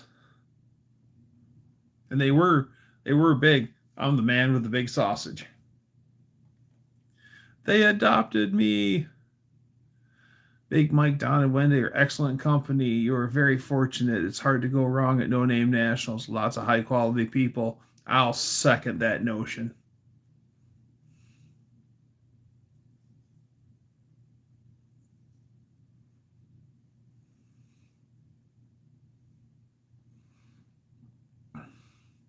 I like bluegrass meats, brats, and Mets, but Johnsonville will work in a pinch. Johnsonville's good, but the you go to the right places where they do their own brats and stuff, and it's way better. Thanks, Max.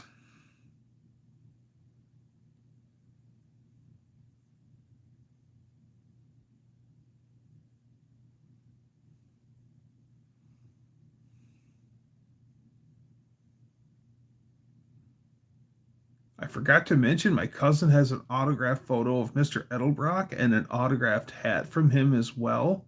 Victor Sr. or Victor Jr.? Either would be good. Because now it's Victor Jr.'s daughter who's running Edelbrock, is the Edelbrock in Edelbrock, or who's running Edelbrock now in the family. Oh, Kim says we should ask John Wilburn to talk to the track and have them step up the game if they want our business. That little track is used to locals with a different kind of crowd.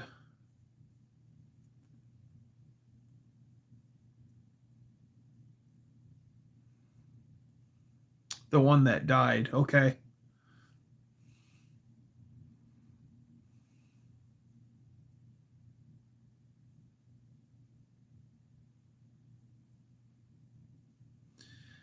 Yeah, but he called me a walrus.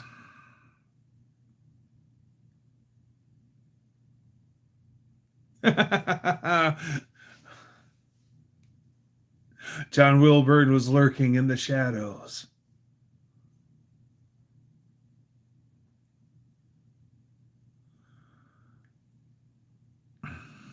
Dutch, good seeing you. John Wilburn, good seeing you. Welcome, welcome.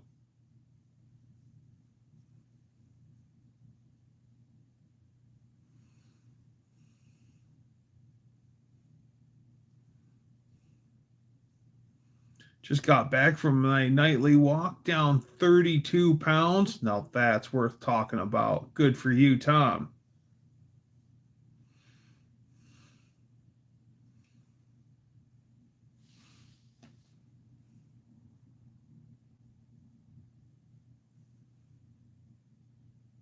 I click on this to see that. I hadn't been lurking. Sure, you weren't.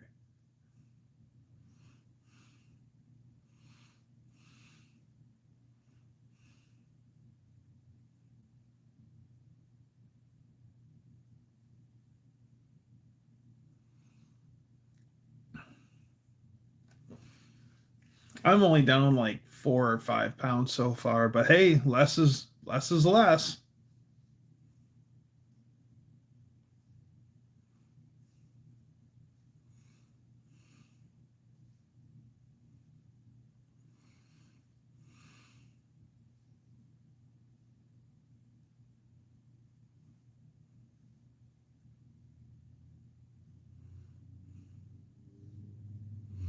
Not looking forward to tomorrow's weather. Says, oh yeah, it's supposed to be like dang near triple digits, isn't it, Dutch?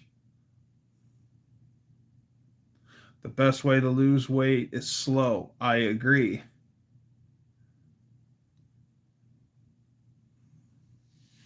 Because in my experience, the faster I take it off, the faster I'll put it on, back on, and then some for good measure.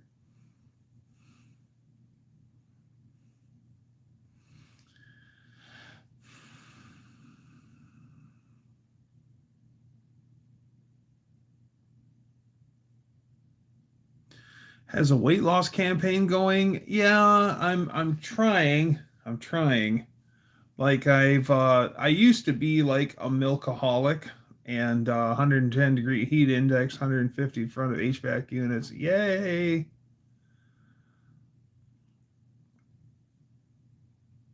I used to be like a milkaholic. I could drink like a gallon of milk, at least a gallon of milk a week, and I have almost completely cut milk out. As a matter of fact, when Lady Dougster or I buy milk, now we make sure to buy half gallons. And I still am restraining from drinking that. And I looked into it, and if I was drinking a gallon a week, that's like 2,050 calories a week that I'm saving.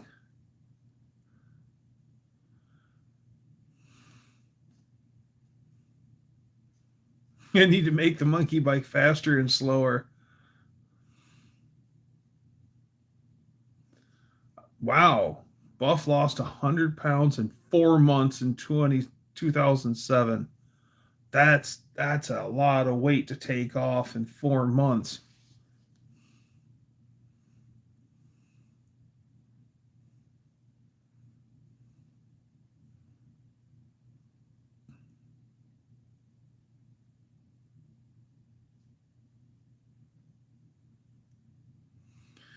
I'm currently sitting around 315 at the moment, ever since my hospital stay last year, where I had not been able to eat for 6 weeks. Oh, I'm trying my darndest to just limit everything. Like I'm cutting out. I try not to eat nearly as much fast food. Calories in, calories out. It seems to be working for me. It's 95 here today. I think it sweated out about a 1.5 pounds. Yeah, I know.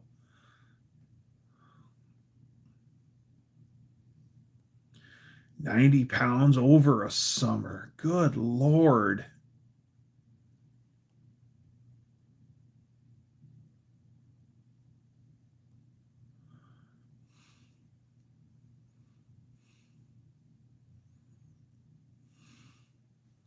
I was 325 when my diabetes showed up. I'm now at 259. Um, I am very proud to say that when I had my last, I try to be. Um, I my couple physicals um I've had last year and this year. Um, like I don't have high blood pressure. I have pre-diabetes, but I don't have out of control. My A1C is really good. And basically the only thing that I have wrong with me is that I'm overweight. And so I really would like my doctor's on me too. He wants me to slim down, and I want to slim down too because I know all this is not good for my joints.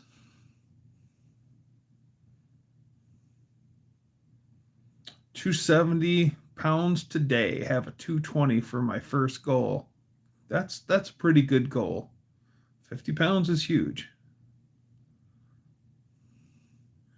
No longer on insulin, been on metformin for about 8 years now. Okay.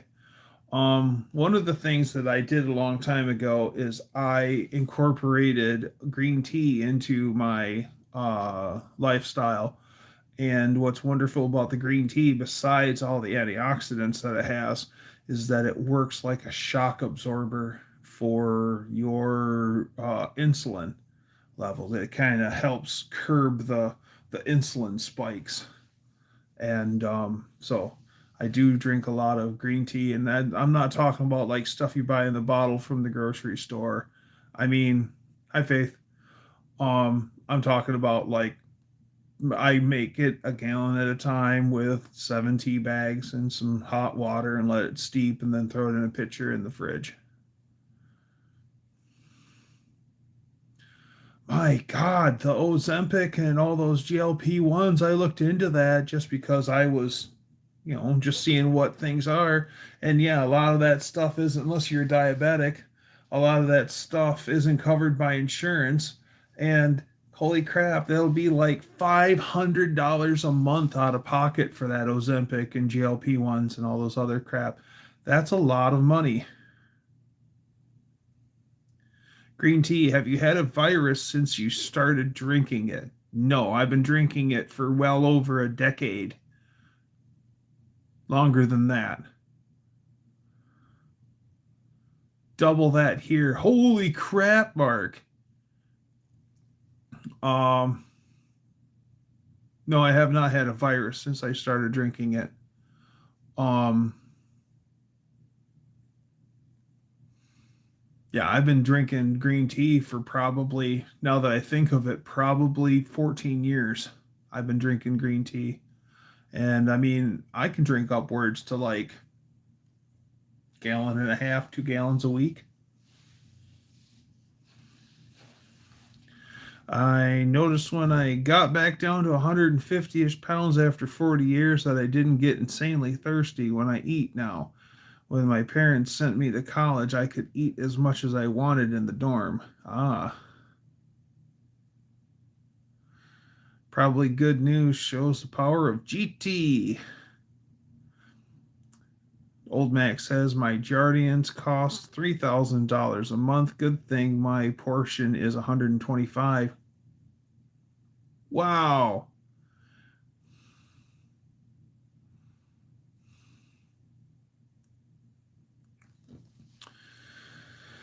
Let me just given that. Now I see if there's any side effects for the weight loss either.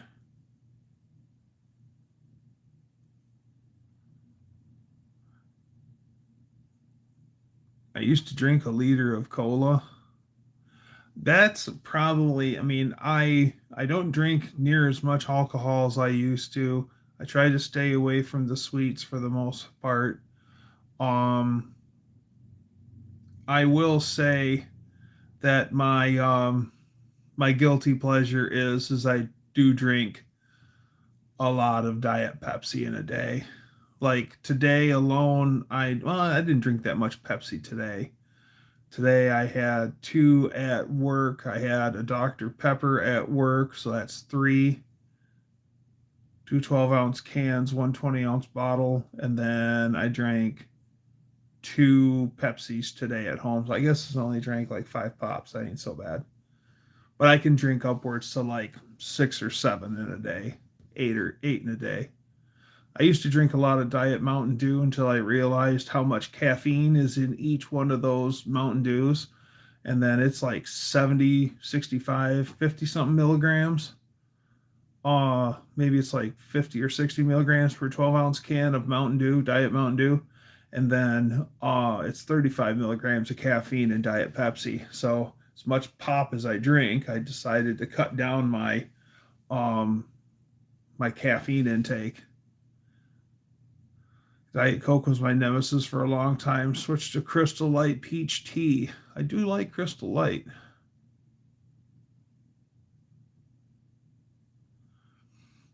Diet soda. I drink diet soda.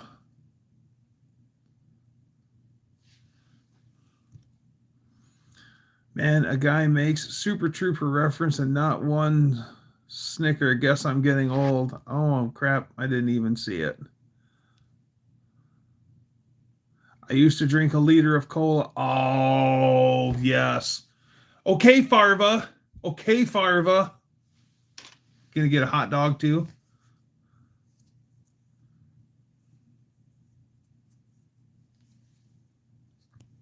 I actually switched it up the last batch of tea I made. I made Mountain Dew actually has less caffeine than Dr. Pepper and even Pepsi. No, Dr. Pepper has about the same amount of caffeine in it that Mountain Dew does, and Pepsi has less caffeine in it than Mountain Dew. And my blood type is Diet Dr. Pepper. My blood type is Diet Pepsi. Although I do like a Diet Dr. Pepper.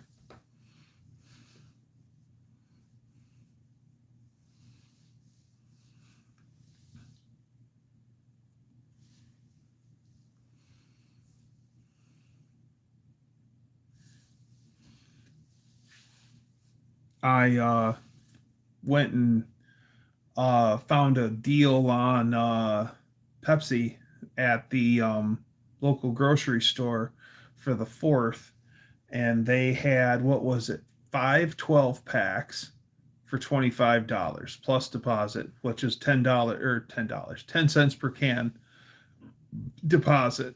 And so I did the math, and with the deposit, that's 51 cents a unit, and without the deposit, 41 cents a unit. So that is pretty damn good. And I stocked up. I bought 50 12 packs. I've got a big old knot of them. But that's how I usually roll. Whenever it's on a good sale, I buy a boatload of it.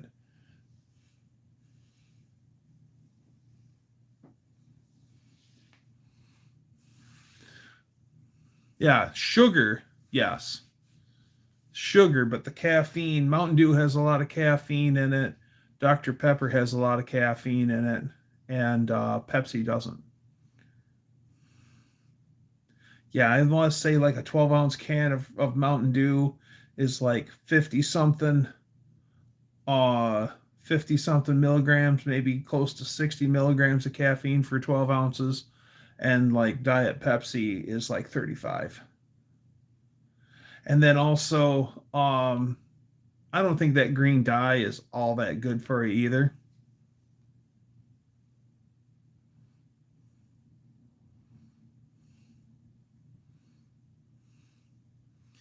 Everyone I know has that drinks a lot of Mountain Dew develops kidney stones.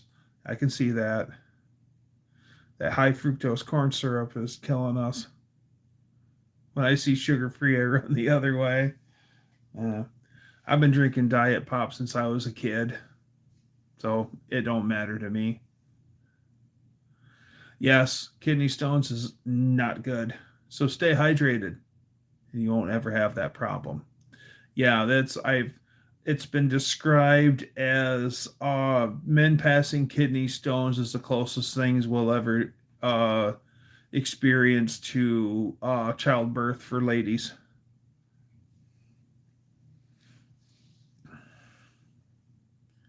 Oh, tab. Ugh. That stuff tasted like medicinal. Uh, Almost as bad as Moxie. Ugh. I don't know if I had the choice between Moxie or Tab. I think I'd choose neither. I had a lady tell me a kidney stone was worse than childbirth. Moxie is awful. It is awful.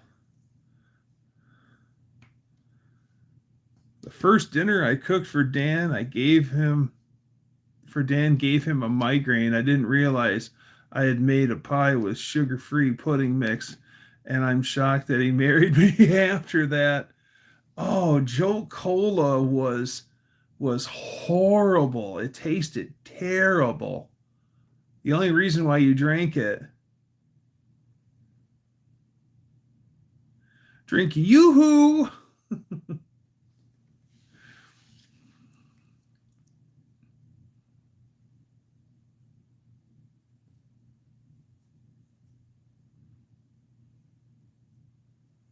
Yoo-hoo is pretty tasty.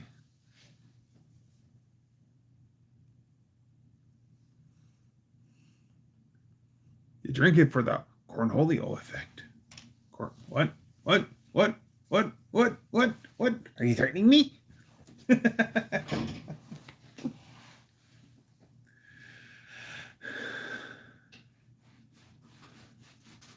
Rondo? I never heard of Rondo. Are you threatening me? I am the great Cornholio, the TP for my bunghole. Bunghole. Bunghole. Bunghole.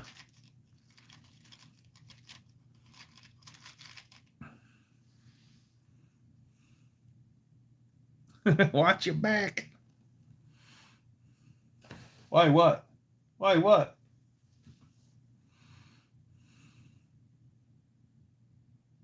Do you have oleo?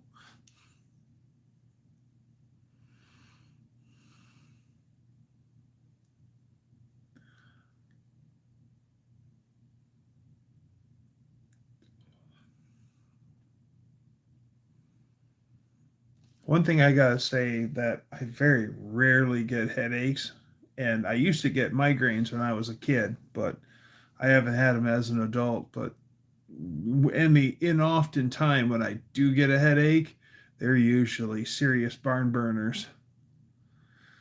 Buff Del Campo says, in the late 1990s and early 2000s, I had many kidney stones. It was horrible. Went on for over a week. Boo.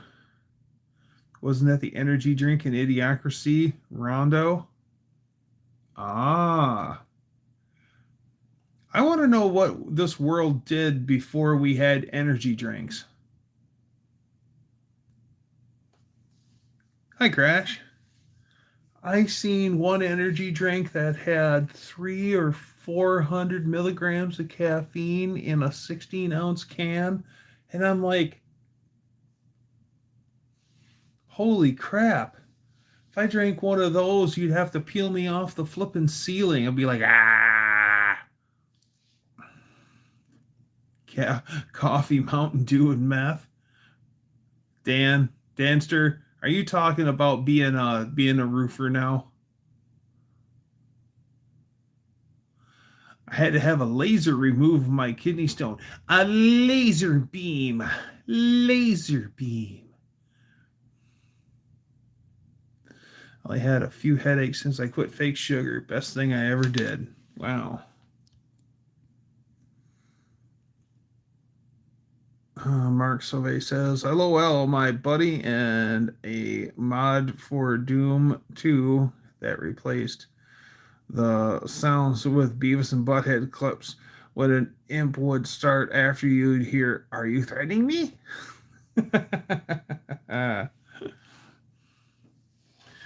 Old Holio is a fun Beavis. Truckers traditionally learned on the meths. Freaking laser beams on their freaking foreheads. And the lot lizards. I lived on Monster and Rage for a while. That's probably why I have high blood pressure. Yeah, my dad talks about driving in the late '70s and someone at the truck stop giving you some little white pills and telling you to take that with a hot cup of coffee and buy yourself a pack of gum so you don't grind your teeth while you drive. And Dad said, "Yeah, he was right." So unfortunately, my dad knows all about meth trucking.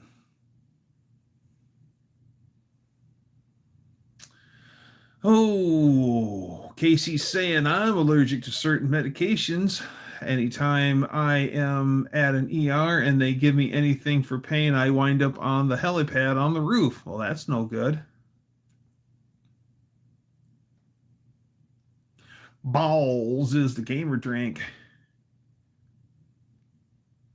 A laser had to go up through my. Whoa. Hey, Kev, what's happening?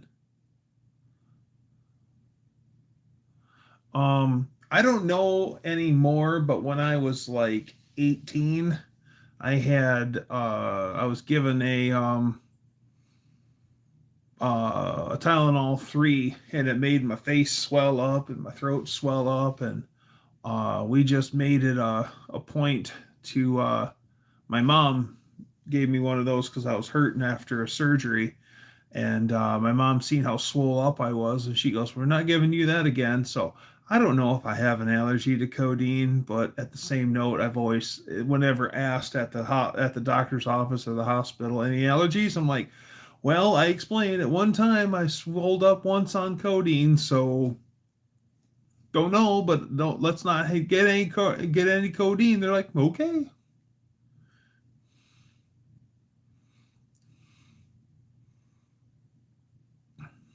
Oh, ephedrine. I used to live off those on third shift. Oh yeah, yeah, ephedrine and what was the 357s, the caffeine pills, and no dose, and oh, Tylenol is what you're allergic to. So Tylenol, that is acetaminophen. I think Tylenol is acetaminophen. I'm allergic to sulfa,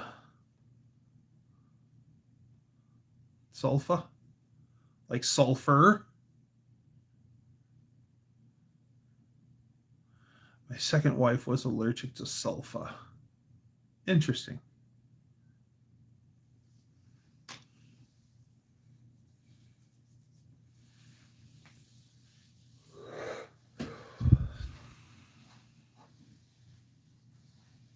It's a filler in medication. I don't take pills. Interesting. Interesting.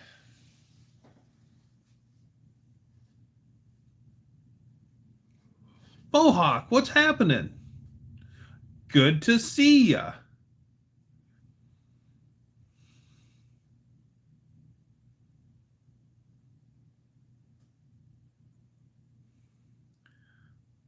Allergic to Pepto. Itch like a mother. Really? Allergic to tequila. Yeah, it makes Dutch guys' clothes fall off. Mrs. Dutch is okay with it though.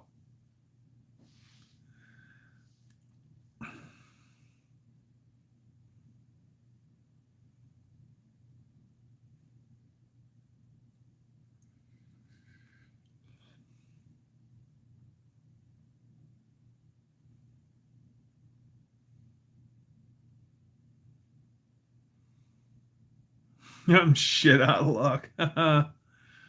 I learned me a lesson.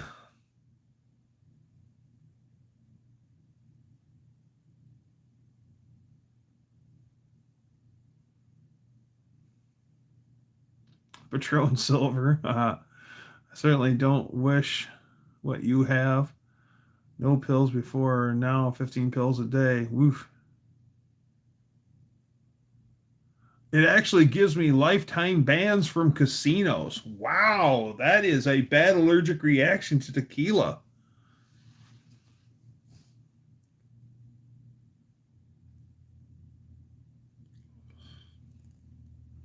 I really run the other way when it's not a vitamin. Sulfates. Okay, that's what it is. Sulfates. Yeah, I don't care for tequila, the taste of tequila. I've only had one brand of tequila that I've ever tried where I actually went, I'm actually happy I tried that. I'll drink that again. Most of the time, even if it's the good stuff like Patron Silver, all that other stuff. Yeah, I've drank that. It's like, nope, nasty crap. They're like, how can you say that? This is the best. And I'm like, okay, well, I don't like tequila. I just don't.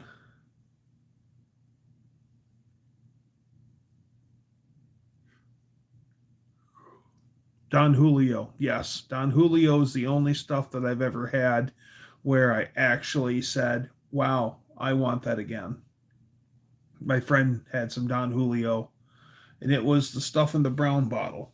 And that was the first time I ever drank something, and I actually went, wow, that's good.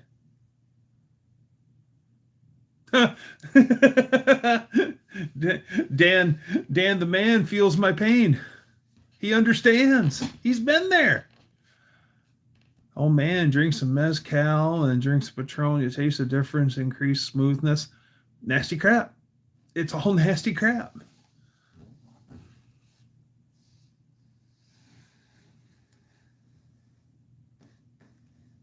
Tequila makes my clothes fall on the floor, but usually I'm still in them.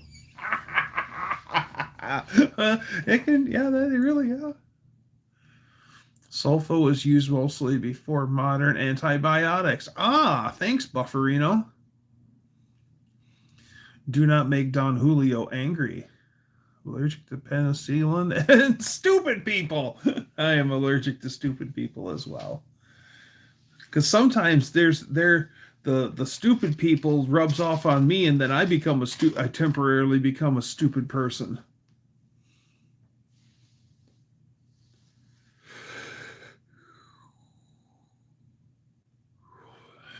Casey says, but I don't honestly remember drinking the Green Fairy. My last weekend in Germany, I brought up that I had never had any, and that turned into every friend there showing me pictures of a night we had it. They don't call it to kill you for a reason. Yeah, that's my friend Ernie always called it to kill you. I am stupid people. Oh no. My dumbass drank a third of a fifth of tequila when I was 20. Woof. I had a saying back in my drinking days, Southern Comfort makes me stupid. Yeah, it does make you stupid. Like sipping on some tequila once in a while. My preferred drink, though, is Durasono and pineapple juice. I can temporarily become stupid people. Yes, yes, yes. Oh, hi, Wendy. Good to see you. Gin makes me feel good. Um, Only time I'll ever drink gin is if it's got limes and some club soda, or no, wait a minute. What's the mixer? Yeah, tonic water. Is it yeah, gin and tonic. Yeah. Yeah, gin tonic and limes. Mmm. It's like fresh new trees, pine trees. Vermouth. Oof.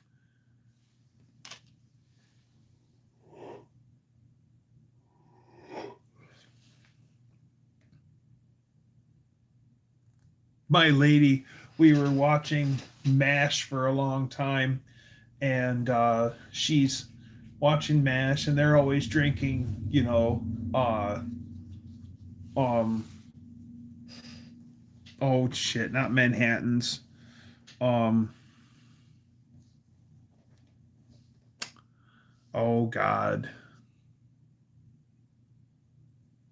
olives in the, no, it's not hooch, it's martinis. And my lady, who's not like a whiskey sipping kind of lady, all of a sudden one day she goes, I want a martini. And I'm like, you do realize that a martini is booze with some booze with some booze with some booze with a splash of booze with an olive in it, right? And she goes, well, they drink them all the time on MASH. They got to be good. I want to try one. And I'm like, I don't think you'll like that. And so she went out and bought everything she needed to make martinis, and she made herself one. And she didn't finish it. And yeah, she's like, I'm never drinking that again.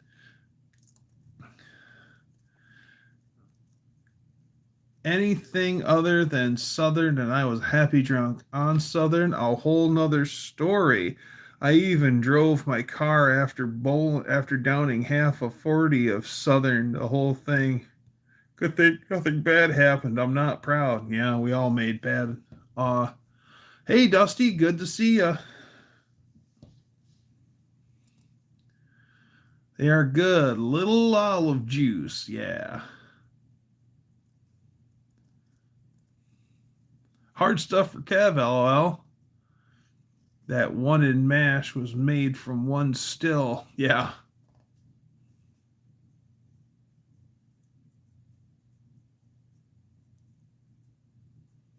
No, not all.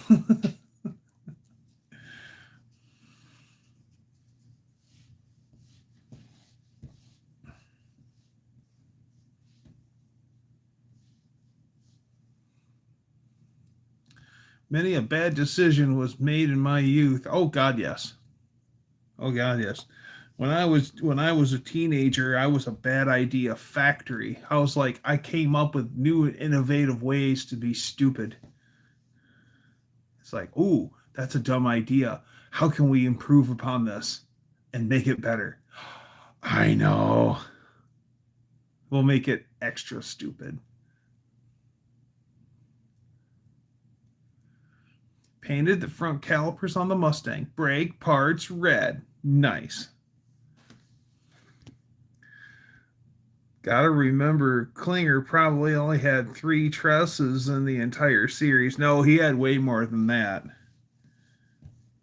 If you pay close attention to MASH, Klinger gives away almost his entire wardrobe for their temporary hospital, and he did it for the sake of Toledo. And he goes, Toledo. All right, sir, I'll do it.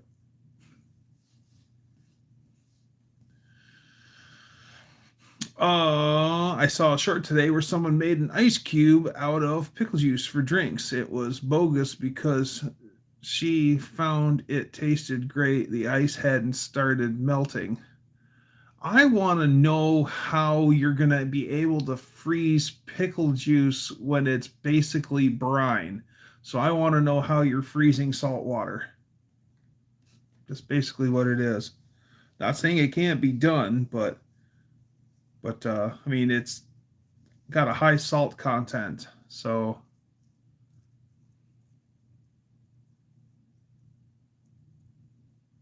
remember being so drunk my brother had to grab the wheel I was trying to turn into a field. Yeah. Yeah, I'm not proud of my drinking and driving escapades when I was younger. Never got busted, thank God, but yeah.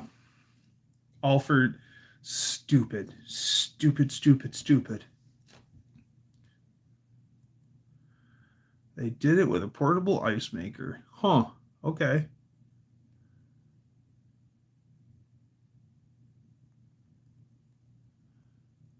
Interesting. Very interesting. My wagon is whisper quiet now. New exhaust makes the difference, doesn't it, though? Thank God I lived in BFE. I lived in BFE too, and that's one of the reasons why we did it all the time. And it was just stupid, stupid, stupid, stupid, stupid.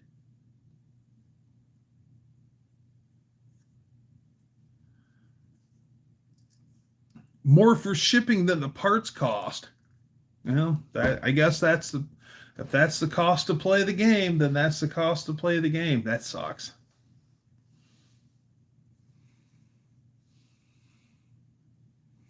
The vast majority of drunk drivers make it to their destinations without incident. Phones kill more people than drunk drivers. Well, felt like I was driving junk. I can see that, especially if you're cruising at low RPM. Most leaky exhaust cruising at low RPM, it isn't so bad. It's taking off when it's like, Bwah! Like when we first got our Toyota, it had a bad flex pipe. Dusty the redneck remembers the Fast and Furious sound that our little Toyota had until I replaced the flex pipe in it. And man, what a wonderful, wonderful change that was.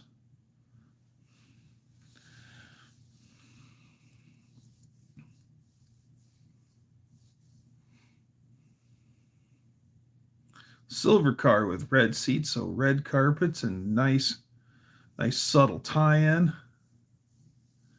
Breathing carbon monoxide wasn't fun. Yeah, see, Dusty's like, oh yeah. He remembers. It made a huge difference when we replaced that flex pipe.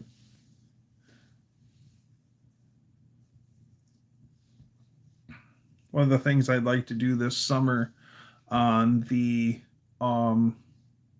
Toyota and the Avalanche is I'd like to do transmission services on both.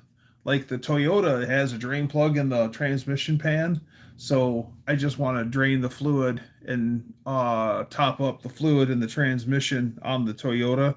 But on the Avalanche, I want to do a transmission service and then change the coolant in both the Toyota and in the Avalanche. And I want to do a transmission service on Betty, my Ram. I can hear my radio now. I know all about that. The right RPM where you just like can't turn the radio up high enough. Side thought, any good ideas for trapping a woodchuck? Got an unwanted guest that's trying to make a home under the big barn.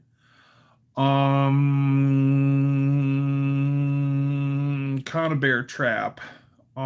Trapping a woodchuck. So you want to catch him live and then relocate him somewhere. Because usually a lot of guys run like a conibear trap, which is kind of makes them living impaired. Where you just set it up over the whole, one of their entrances, and then it just goes snap. But yeah, kind of makes them living impaired.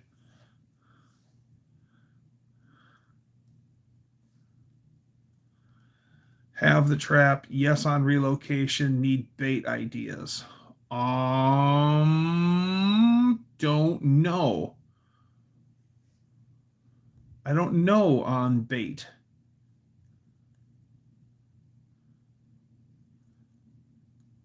Yeah, live trap. That's what I figured. Redneck Dusty. Relocate him near an old wooden bridge. Yes.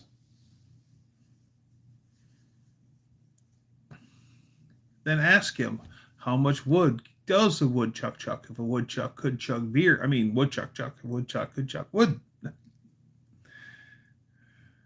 Wouldn't you use wood as a bait? Yeah, those woodchucks are destructive little sons of guns. $31 part costs $60 for shipping. Unbelievable. Yeah, they're really proud on shipping these days. Shipping has gotten absolutely insane. Just like I can't believe as expensive as because I know what some of the prices are to ship things via semi truck across the nation, and when we have orders where they're only filling a quarter of a trailer or a a half a trailer or three-quarters of a trailer. They're not even filling the whole dang thing, and they're sending it 1,500 miles away. It's like, man, if you're gonna send it that far away, wouldn't you want to fill up the whole damn truck, man? Well, it's your money. I swear there's a lot of people out there, companies, people and companies out there that'll stand over $1,000 to scoop up dimes.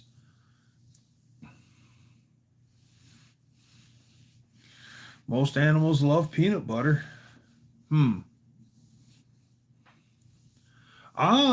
great outdoors with Gizmo. My brother has a business getting rid of them. He has 56 this year so far of woodchucks. Interesting. Gizmo. Now, is he making them living impaired, or is he catching them live and relocating them?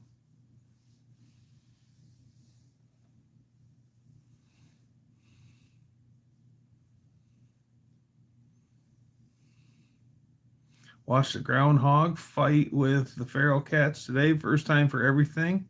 Yeah.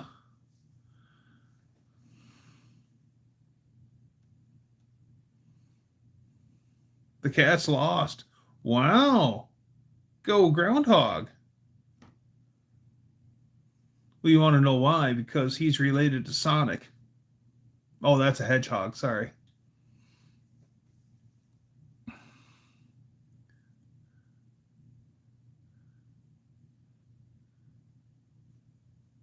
As you speak, I'm packing a part for Don that he ordered for the 62 and it won't fit. Boo! I hate when parts don't fit. If it's one thing I hate, it's the wrong parts. We used to have this one auto parts store around here. They went out of business. Gee, I wonder why. They notoriously would give you the wrong parts. And then they ignorantly defend themselves and say that your vehicle's wrong and they didn't give you the wrong parts.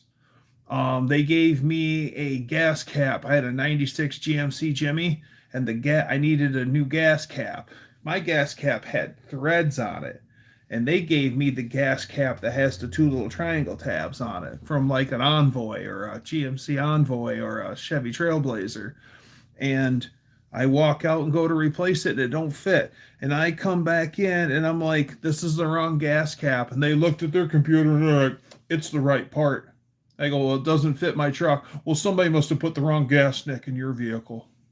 Because we're right, you're wrong. And I'm like, this is the last time I'm buying parts from you. And about 4 years later, they went out of business. Bye, Felicia. Years and years ago, Lady Dougster had a 78 or a 79 F-150. Both, mostly living impaired. Lady Dougster had a 79, a short box, regular cab, 79 F-150 four-wheel drive. And it was banana yellow. And it had a factory Ford push bar on the front of it. And it was an F-150 Ranger. Most of his business is farmers. Okay. And Lady Dougster was broke down walking distance from that auto parts store. And she walked in there and she asked for a fuel filter for an F-150 Ranger. And the guy behind the counter told her there was no such thing as an F-150 Ranger. And she said, well, it says F-150 Ranger on the side of the cab. And he goes, well, they must have put those on that cab. That doesn't belong there. And so she was mad because she couldn't get what she needed. So she ends up going into town to another local auto parts store that's run by a lady. And as soon as she could hand parts over the counter, she worked for her dad. And she walked in. First thing she says to this lady, she goes, have you ever heard of a Ford F-150 Ranger? And because my lady's in an exceptionally bad mood. And the lady behind the counter, whose name is Kathy, she goes, yeah, I've heard of one. My dad had one. She goes, good. I need a fuel filter for one. Hey, here you go. True story. I have real problems around here. We have woodchucks, beavers, wood, woodpeckers, termites, carpenter bees, and trees have rough time up here. Trees have a rough time up here.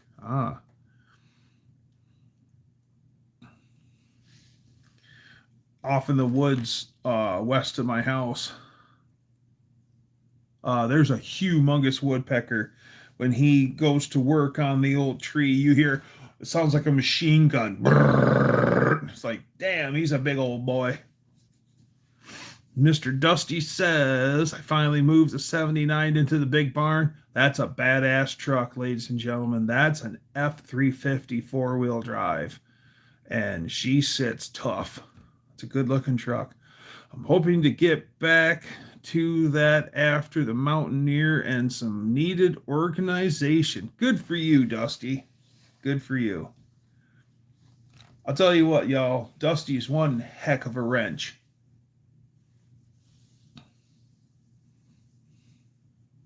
Don't let him peck at my house. It's got steel siding. Well, it is almost 2 hours and 10 minutes in, and I think I'm going to call it a night.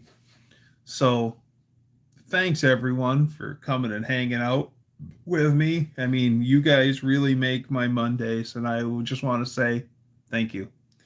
So, especially a big thanks to all my moderators. Thank you for all that you do, and I appreciate each and last one of you. So let's be like the Beach Boys and let's get together and do it again.